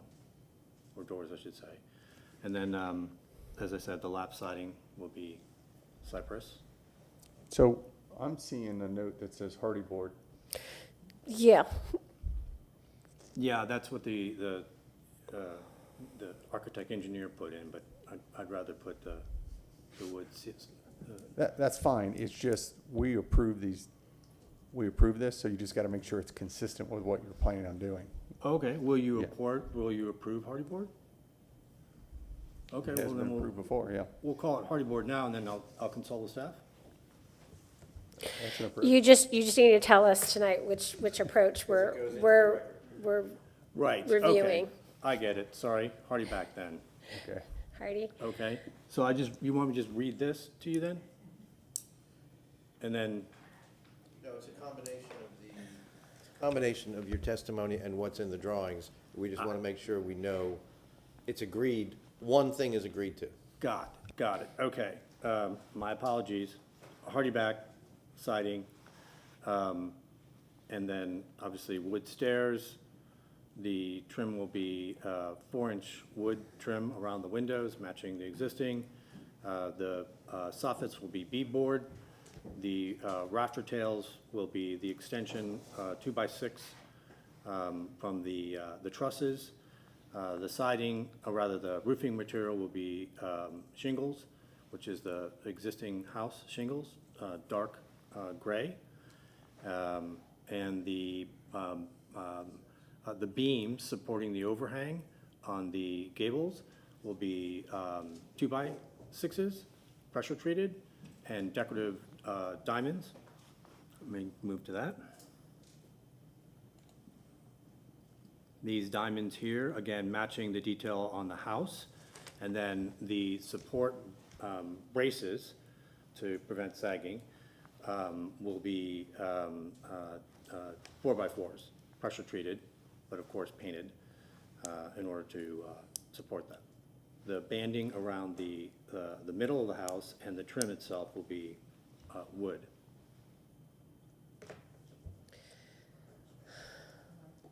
Say that again, the banding around the house would be wood? Yes, yes. Because it's showing hardy again. Right, sorry, hardy board. That's okay, we just need the clarification. I can't Okay. see the screen, I apologize. It's all good. Can we go back to your wall section, please? Because I Yes. really,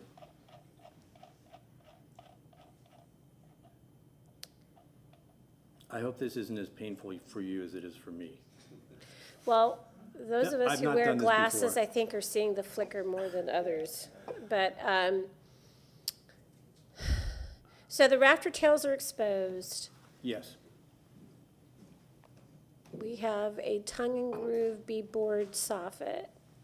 yes. We have trim around the windows. Is that hardy board or is that wood?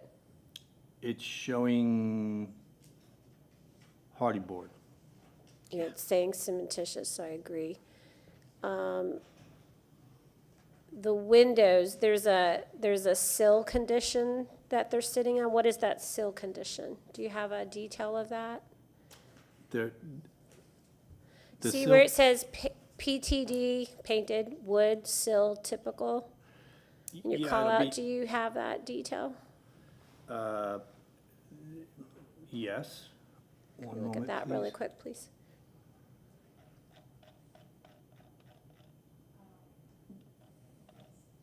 This isn't here? No, no, no. It would just be an enlargement of your, it would be an enlargement of that portion of the wall section. It's what Oh, an the bottom of enlargement. your window sits on, the sill in the wall. The bottom of my window, the sill, yes, I'm sorry. So can you tell us what When the that- window's what that- installed, yeah, when the window's installed, it'll come with a sill. Is that what you're referring to? The slanted piece, the sill? Yeah, can you speak to your wall section and Yep. tell us what that is? Well, it'll be the material of the window, which would be wood or, Size, how much projection out of the wall? That's what we're trying to get to, so that we understand. oh, So from an architectural perspective, when we think about historic properties, there's Yeah. always a shadow line. So what we're trying to understand is how much shadow is gonna be revealed on your, it'll look like this. Can you see this? I do see that. Okay. Oops. That's the original, or rather the original building, not the original building, it's the existing building. This is a window that was installed, it's the same window we're gonna use, Geldwin, and that is what the sill would look like. That looks pretty flat to me. It doesn't look like a sloped sill. It's a bad photo, but it's definitely sloped, because Okay. I don't want water draining in. Right, So there's none a- of us do. I agree.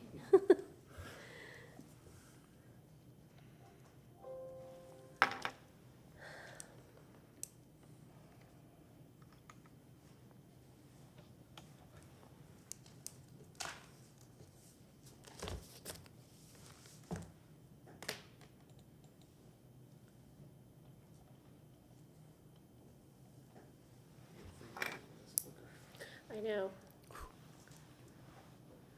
All right, so I'm gonna go into questions. We'll start on my right with Commissioner Prokop.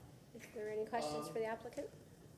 Yeah, Wally, can you scroll up to the top of this wall section here? Is there a dimension of the overhang? And do you know what the overhang dimension is from the wall of the building on your main house also?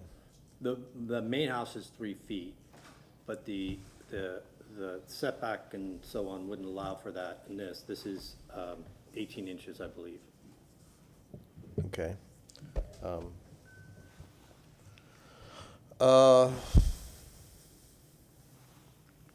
Yeah, the thin brick, the original house does not have thin brick on it, it has real brick on it, correct? Yes. Okay.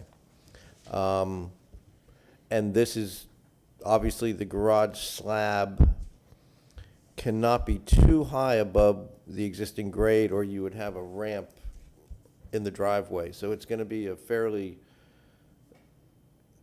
small dimension from the grade to the top of that garage slab. 4 or 6 inches, yeah.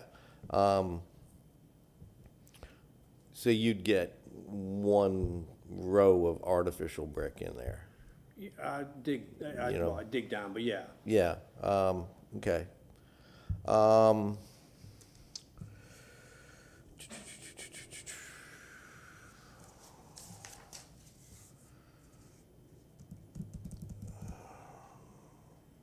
The elevations as drawn do not have a corner board on them. Could you go to your elevations, the building elevations? They're in this set, yeah.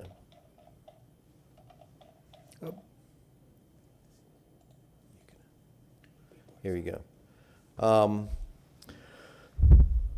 And some of these notes are cut off. Could you scroll over to the right? Sure. So that I can see all the notes that are on there? Yeah, so the architect was instructed to make the drawing. That's too far.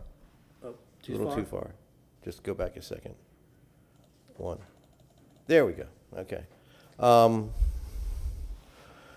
The smooth hardy board band typical, we would typically see a dimension on that, of how tall it is. And that, this looks like there's also a little cap piece to it that would be called out. And then these corners would either, they would have a corner board on them, a vertical corner board, as opposed to that quarter round that was pointed out. Yeah, I'm so sorry. The architect was instructed to draw it using the details of the existing structure, which is the quarter round, and subsequently, with conversations with the staff, I learned that those aren't historic. Okay. So we're going to modify those. Okay, do you have a garage door manufacturer, or is this going to be custom built to meet these dimensions in this garage? We do. Materials. What's the name of it? We do have a manufacturer. Again, this is just to get things into the record. Yes, Right. I understand. Coplay. There you go. Okay. And is that wood? Or do you know if that's vinyl wrapped, or what is that? I don't know. Okay.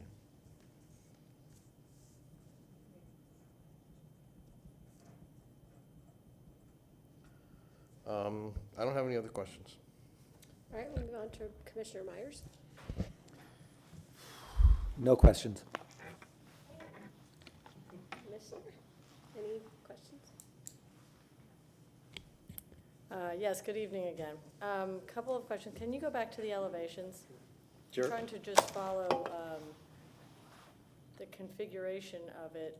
Your labels are saying left and right, not directional. So, okay, so this is obviously coming in from the street.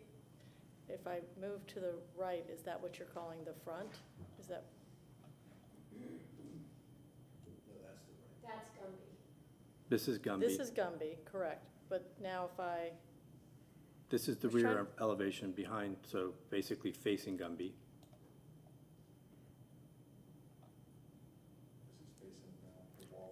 no, that's not facing Gumby, that's, Kind of southwesty. Oh, yes. Yeah. So sorry. Falls, Right. it faces the walls. okay. And That, so this is what you see when you look out from your How- primary home. that's right. So this is the north elevation. So that's why, so the stairs, if you're leaving, if you're coming from the primary home, you are going around the stairs and then coming back up? Yes. I'm just curious about that choice. It probably is linked to the use upstairs, the entry door on that side versus the south side of the property, which would enable the person entering the stairs to come out the primary home and go right up the stair instead of going around them. And Well, do you understand what I'm saying? the space is envisioned as a mother-in-law suite. Mm-hmm. So the idea is with some privacy, the mother-in-law can get around the building and out without necessarily involving themselves with the home. So they can, when they exit the stairs at the bottom, There'll be a travel path, to the yeah, left there'll be a and then pathway, yes. back around to the driveway. Right. Pathway both ways, basically, Okay, to the gotcha. driveway and to, Okay, thank you. And the fence, presumably your perimeter fence will be, the gate will be enlarged? Will it still be a automatic wood fence similar to what you have now? yeah, the opening is large enough, Mhm. it's just in the wrong place. So it'll be moved. Okay. And perhaps this is a question for staff, just, can you, just elaborate on the design exception? So this is, the max is a 15-foot height, and this is going up to 22 and a half? The design exception is an administrative function that they submit through the zoning department. So they're allowed to, we routinely put this as a condition. So anywhere, like I said, in the city of Tampa, the height from grade to ridge is 15 foot. So they could go to 22 and a half feet if they apply for that. The owner just told me that they've already submitted for that. It's in process right now. So it'll go through the process, zoning will receive it. Upon the receiving from zoning, zoning will transfer it to us through a seller. We review it, and if it's consistent with the plans that were submitted and approved at a public hearing, then we sign off on it. Thank you. What is the height of the primary structure?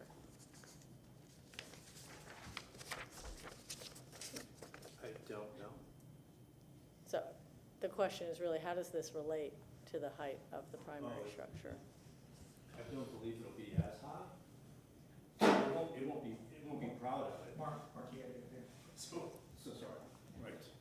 it won't be proud of it. So I think it'd be helpful to have an elaboration on that, or some specificity, just the height compared to the primary structure. Okay, If you don't have it now, or can, I'm trying to figure out if I do or not. Is that a matter of record? I'm not sure, we didn't dive into the primary structure, but there are many examples of one-story primary structures with two-story accessory structures as well. I understand where you're going with that, and I think the compatibility should be respected. There's a hierarchy with a primary structure and the detached accessory structure, but I believe they're separated far enough away that there should be that hierarchy in place. okay, compatibility was exactly what I was going Right. for. Thank you. Yes. Thank you, that's it. You've answered most of the questions. I just want to continue to elaborate on this. Typically, these accessory structures are subordinate to the primary. And again, single story, but it does have a second, anything on the second floor? Or this, your the main house primary is- home? Yeah, Oh, yes. yeah, okay. So height, and again, I don't see any dimensions on these drawings. So I'm assuming what I'm looking at represents 22.5 feet. It does. So we don't know what the height is for the primary structure, but you're It's saying. higher it's- than 22. Okay, you're saying it's gonna be, less than that. My question then, following along with this, is the roof pitch. How does the roof pitch relate to the roof pitch on the main house? Thank you. Ron was kind enough to put the picture of the home in, Okay, so. I don't know the roof pitch. I mean, is it intended to be identical, or is it, Is- are you changing it so that it subordinates to the main house? That's It the question. Matches it as closely as possible. So, a little bit background, these drawings are actually, drawings from our neighbors. They're 2 doors down. They just got approved to the ARC about 4 years ago. So it's the exact same drawings. We didn't change, And that's part of the problem. yeah. That's part of the problem. Why is that part of the problem, if you don't mind me asking? Well, because they don't reflect some of the comments you're giving to us. So what we have to have, I just speak for myself, it gives me concern when I look at a drawing and it doesn't have all the dimensions on there. I did end up finding the overhang where it said 18 inches versus 3 feet. Okay. But they're not user-friendly drawings for us. And keep in mind that part of this is we get to see these with very Yeah. little time in advance. But when we're looking to approve something, we don't want to leave, everything up to staff to say, hey, make sure you Right. cover us on this. So it's just very hard for us. It's hard for me tonight to look at these and be very clear of what we're getting into. Fair enough.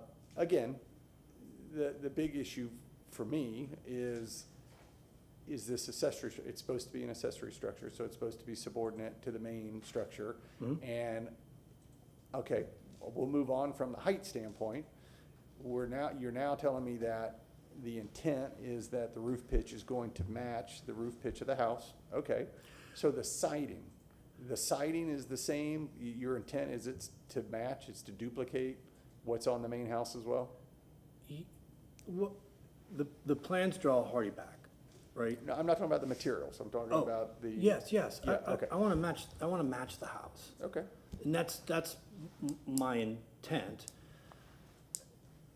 The drawings, I believe, so the pitch is, I think, determinant of the size of the structure, right? So there wasn't much that we could do in terms of changing the pitch of the roof. That was pretty built in with the height restriction and the. Right.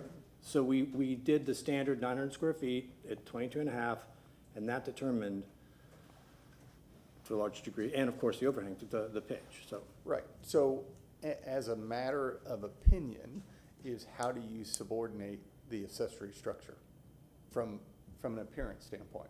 And right now, we're still in question, so I'm just asking questions. Well, But it's going to be a topic that we're going to discuss. Sure. Was this structure subordinate enough in mass and in appearance? So that's it, I was just trying to get some clarification on that. Just so I understand the use of subordinate, you mean, does it look like it? No, it means that it lets the primary structure be this, be the particular structure that carries this property, right? So if, say this one was an example with a lot of stone on it, we wouldn't look to see that the accessory structure completely mimicked it and tried to have the same material or even the same size. Typically, accessory structures are more diminutive in scale as well as the scale of their materials. So the line of question here is just trying to draw out from you what exactly those details are so we are better equipped to make a determination of whether or not it's appropriate. So it does go to what are the materials, what are the sizes of each of the pieces. So if siding is intended to match the primary structure, and the primary structure is 4, you're telling us we're gonna have 4-inch siding and 4-inch siding. That's what we're just trying to get from you as the applicant, as much detail as we can. Right. So that when we're deliberating it, we have as much information as possible to get to that answer. Okay, Does that make sense? it does. Okay. I was about to say. What she said. Other questions? No further questions. Thank you. So I would love to look at your site plan, please. Sure.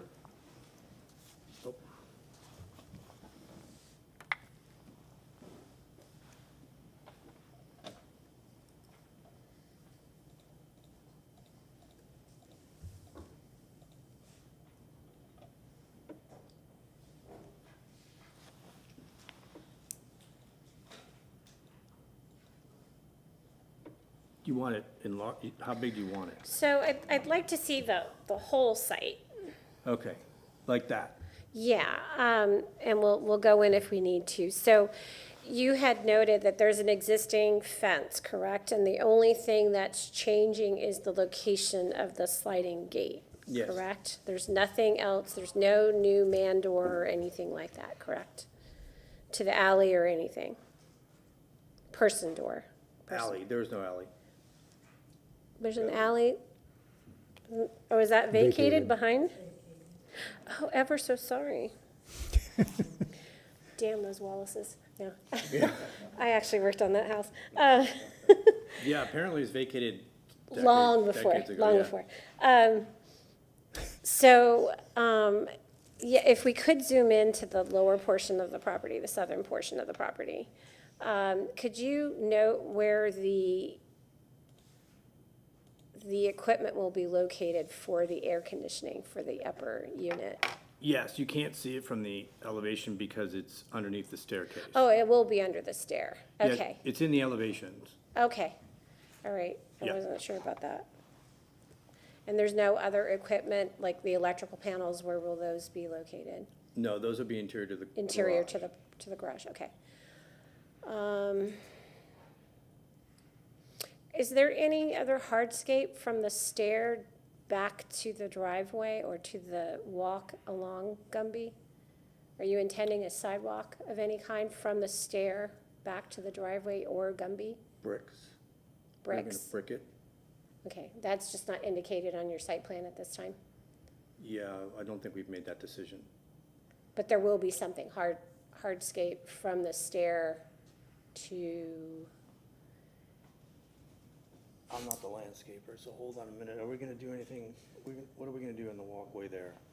well, I'm just asking if there's a hard surface, whether or not it's brick, concrete, pavers is really irrelevant at this point. It's just, if you're indicating any kind of hardscape from the bottom of the stair, the new stair, to the upstairs unit, along the south side of the garage to the driveway and/or Gumby. Because we talked about mom being there eventually. Where's mom going when she leaves the stair? Stepping stones? We haven't thought that far ahead. Okay, all right. And there's nothing coming from the primary structure to the garage at this point in time? The shed, there's a brick walkway. No. In the proposed new Right. project, is there a connector piece, a walk of some sort, paved, bricked, concrete, even Brick. stepping stones, from the main primary structure Bricks, to the new accessory structure? bricks.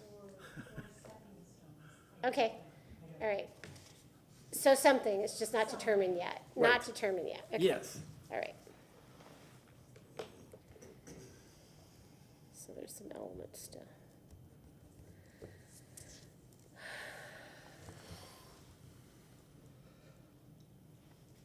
I think that's it for my questions. Any other questions for the applicant at this time or staff? All right, Staff, where is the rear of this property? There's no, it seems to have side setbacks everywhere. Am I correct in? The front is off of Richardson Place. Mm-hmm. The rear is here. Okay, And they have a corner and a side okay, indicated by zoning's review. okay, So a structure, an accessory structure that comes in at 900 square foot or less with a RS60 zoning classification has to have a 3-foot setback from the rear and from the side. oh, okay. Thank you. Since his overhangs are 18 inches, we have him put it in at 3'6", so the overhangs are 2 foot clear to the property line. That's a building code, so there's a lot of different variables that kind of put the structure where it's at. So we work with the applicant to set it properly. Zoning already looked at this, transportation looked at this, natural resources looked at this, and stormwater looked at this. And at the site plan that's presented, it meets their criteria. There's no objections. Okay, thank you. Yes. that reminds me, did you have a follow-up question? Go ahead. No, On your site plan, I don't see any grade elevations. Do you have a site plan that shows us the elevations around the accessory structure? I don't know. Okay. Because that goes to your question about how much of that. Yeah, I don't see any. Yeah. Okay. Well, I have no other questions. Any other questions then for staff or applicant this time? Seeing none, you have 5 minutes for rebuttal, so No rebuttal. no rebuttal. Okay. We'll go ahead and close the public portion and we will discuss the application.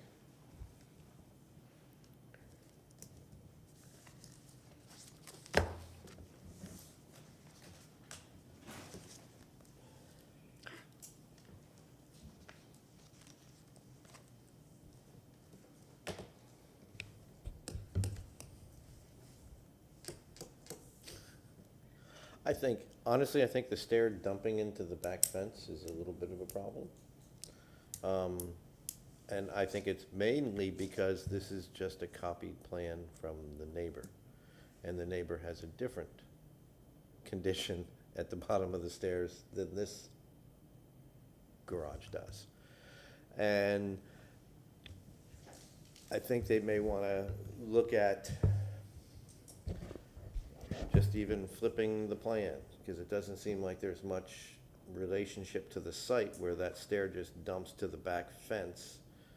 And it's not gonna be a pleasant 3 feet to walk along that fence between the fence and the house to get to the garage.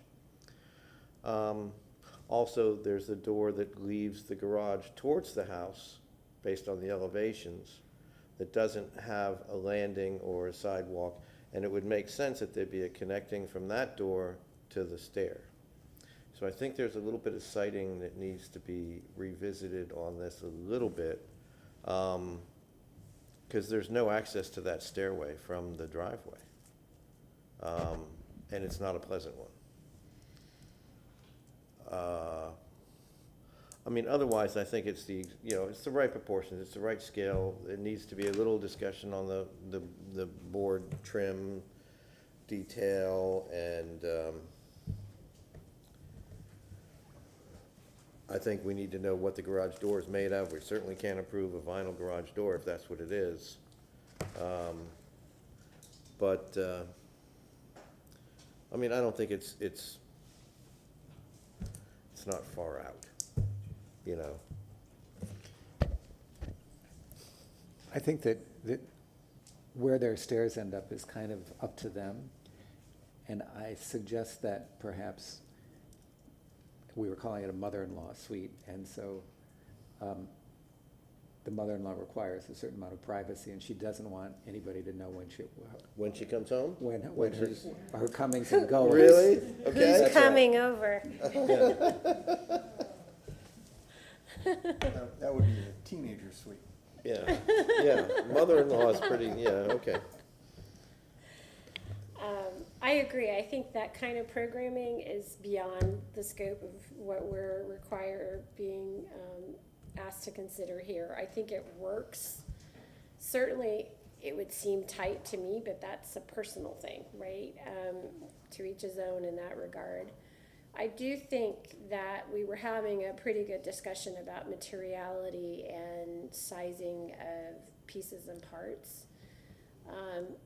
I think there's often confusion when homeowners come forward and they start to consider the materials that they should be using, and they look to the primary structures, rightly so, for potential style and how to align themselves with that. But because accessory structures tend to be more diminutive in scale, it doesn't mean that you have to copy specific sizes, and in fact, you would not want a 3-foot overhang on a smaller structure. The 18, 1'6" is probably appropriate for this. It seems to work in the elevations. I would ask that there be reconsideration of certain pieces and parts, particularly the brackets. I think they might be a little overdone for this particular scale. And I find that there are cues in the original structure that we agreed to have be demolished. Certainly, there's a lot of elements missing from that, but it's a very simple structure, and I think that gives you cues as to how you probably should approach the new accessory structure, and not try to mimic the primary as much as it seems is being done in the current proposed design. But other than that, I think it has possibilities. It's on the right track. It's unfortunate that we heard it came from a neighbor who basically used these drawings for their own project. Yeah, I agree 100%. Again, I'm not against this, generally speaking, but I do think when you match it identically,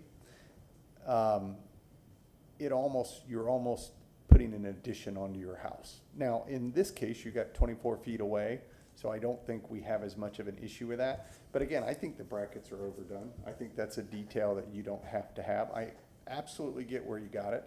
And, you could make the point that if you went to a smaller lap siding, would you even notice? Maybe not. So that's not the end-all be-all for me either. But again, just something where it simplifies. It's easier for you, and I think it works. I'm caught up on these stairs. It makes no sense to me that you would dump them into the back corner, and especially if it's for someone advanced in age. That's a trip hazard waiting to happen. So you need to have a landing by code, for the door downstairs. So you've got to have that connected, and it just makes sense to do it. But again, I also agree that's not our purview. You got it on the right side of the building. You might want to just give it some thought. Yeah, and there's no lighting there, It's a dark corner. I think it would be appropriate if you wanted to do the brackets, if they wanted to do the brackets, that, perhaps you make them of a smaller scale. Since the overhang is smaller, the brackets should be smaller. They shouldn't be exact duplicates. And a lot of people do miss that Nuance, compatible versus duplicate right? Aspect of putting something new in a historic district, that you want people to walk up to this building 50 years from now and say, that's original, that's an addition, that's not 1920, this is 2020. And for that that's the reason we talk about things being subservient, different, compatible, slightly, you know, instead of 4 inches, 3 inches, the brackets being smaller, the overhangs being smaller, so it's clear what was, because to duplicate the historic aspects of a building cheapens the original history by copying it, and Disneyfies it kind of thing. So to make it slightly different is better. It's an improvement to make it slightly different. I think they've got, you know, it's a nice little piece. It's in the right place. It actually also completely respects the existing site orientation and driveway access. They're not trying to come up from the side of the, you know, from the front of the house and change the whole pattern of the neighborhood.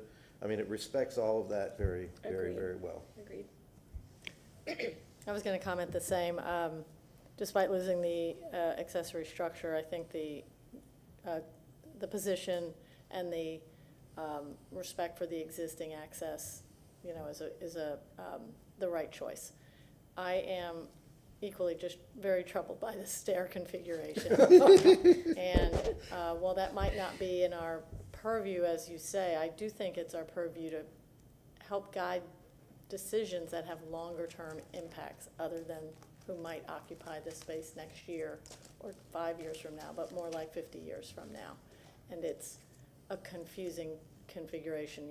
If you drive into the garage, you're either going to exit back out the garage doors and come around and up, or you're going to leave through that door, the single door, and come under the stairs and up, or it just doesn't seem to work.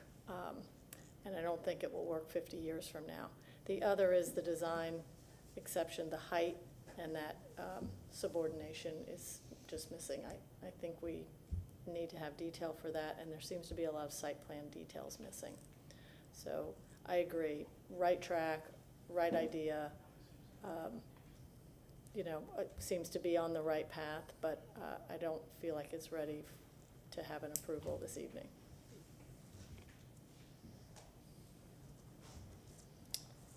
Any other points that we need to consider?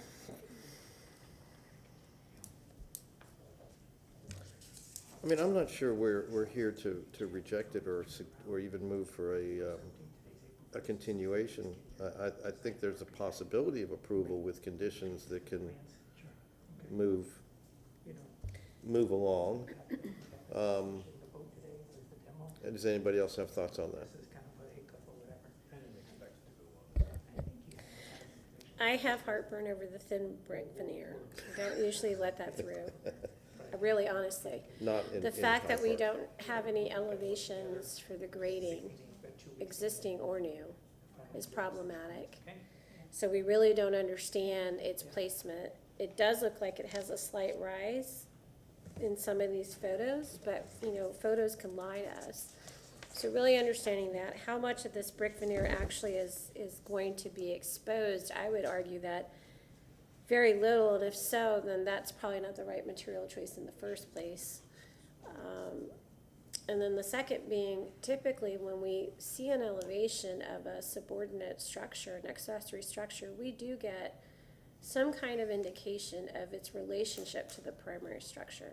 At least we will know how tall the existing structure is. And so I do think at some point there's certain things that are missing here as a matter of record, right? And those aren't things that we can put on staff's shoulder and say, verify all these things, because we as a board are supposed to consider those things. I understand. Keep in mind, the previous applicant was sent back to review things multiple times Right. because of lack of information. Well, and we've also had recent discussion where we can move to continue to the following month. That was discussed a meeting or two ago.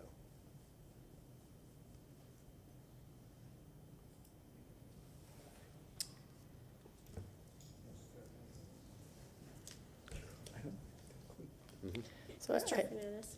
I think that what plays out is if we're not finding it acceptable in its current state, it's the option is to deny it, and we have an unwillingness to deny it because Well, that's somewhat that's- draconian, so it takes that's a this other year. course. That's a Right, year. I don't think Yeah. that's needed, So but we have the option to consider a continuation, and Mr. Fernandez is going to, or Hernandez, sorry, is going to speak to that. Dennis Fernandez, Architecture Review and Historic Preservation Manager. I think we're going to kind of get to the same place through this discussion. You have always had the option to determine that an application is not complete enough, essentially to make a decision and thereby continue that. However, in this case, the applicants have been listening to you and hearing some of the detail that's necessary and feel that they can provide that to you. So they are open to a continuance to the May cycle, which we do have room on. So if it's the pleasure of the board to continue, May 6th would be an appropriate date. So we have a motion to entertain at this time. I move to continue ARC 24-000032, located at 1800 West Richardson Place, to the May 6th public hearing at 5:30 PM. I second the motion. All in favor, please state aye. Aye. Aye, motion carries unanimously. It's going down the right track. It is. Just gotta make it more specific to the property. Yeah, call Belt Engineering, get them to do a few revisions.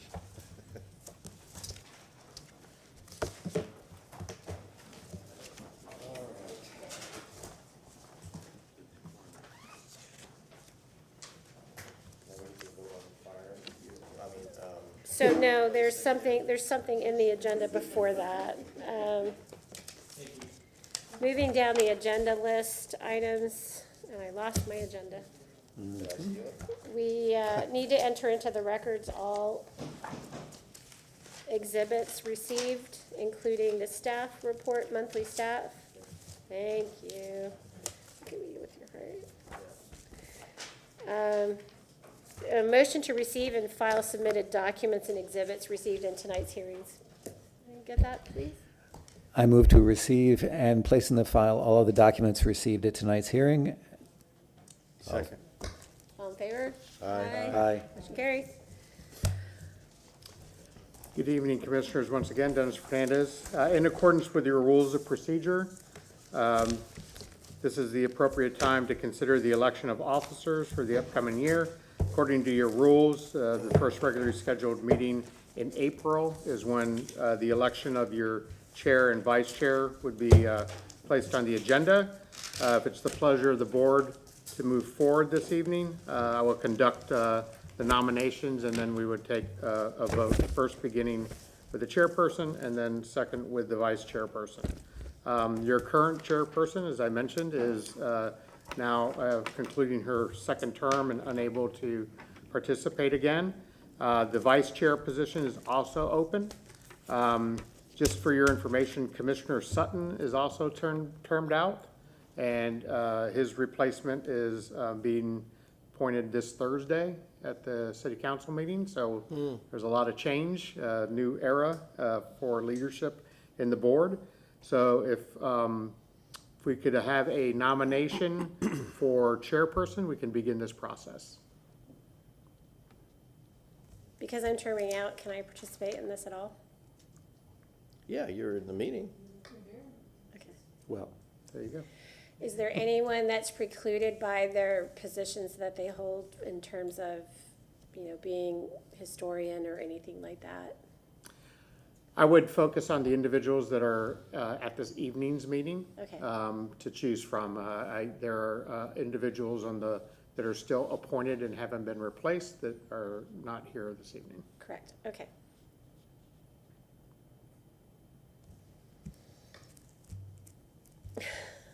You're all looking to me.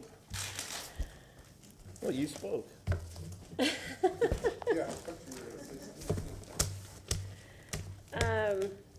So I would like to say that I believe everyone here tonight could do a phenomenal job as either vice chair or chair.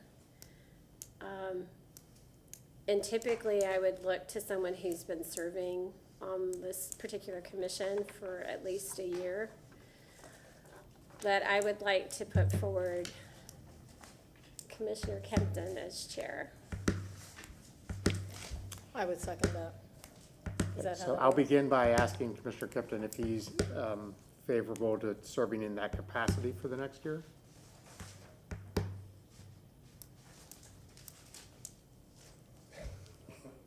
I'm trying to think of my schedule. Understood. But yes, that's fine. Thank you. And I did hear Commissioner Post second that nomination.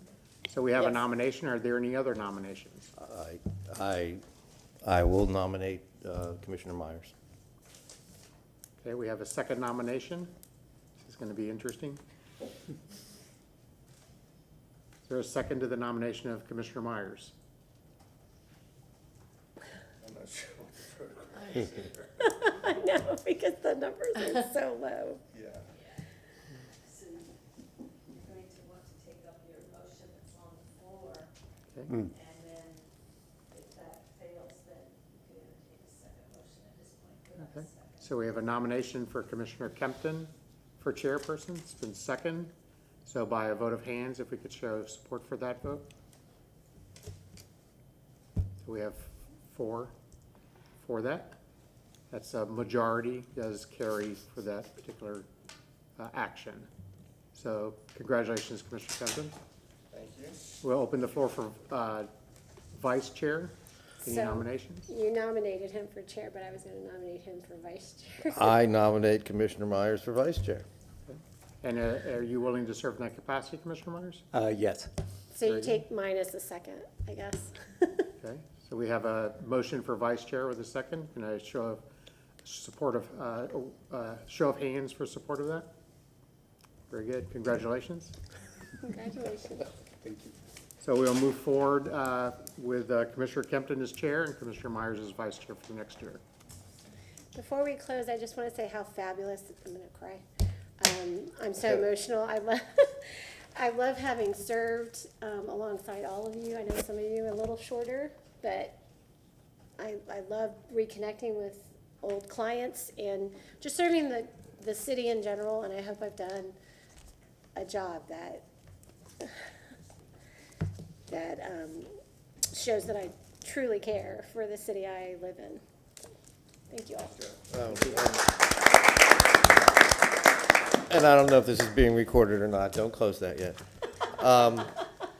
But the honor and the expertise and the care and the consideration that you've shown the board in your leadership capacity is commendable.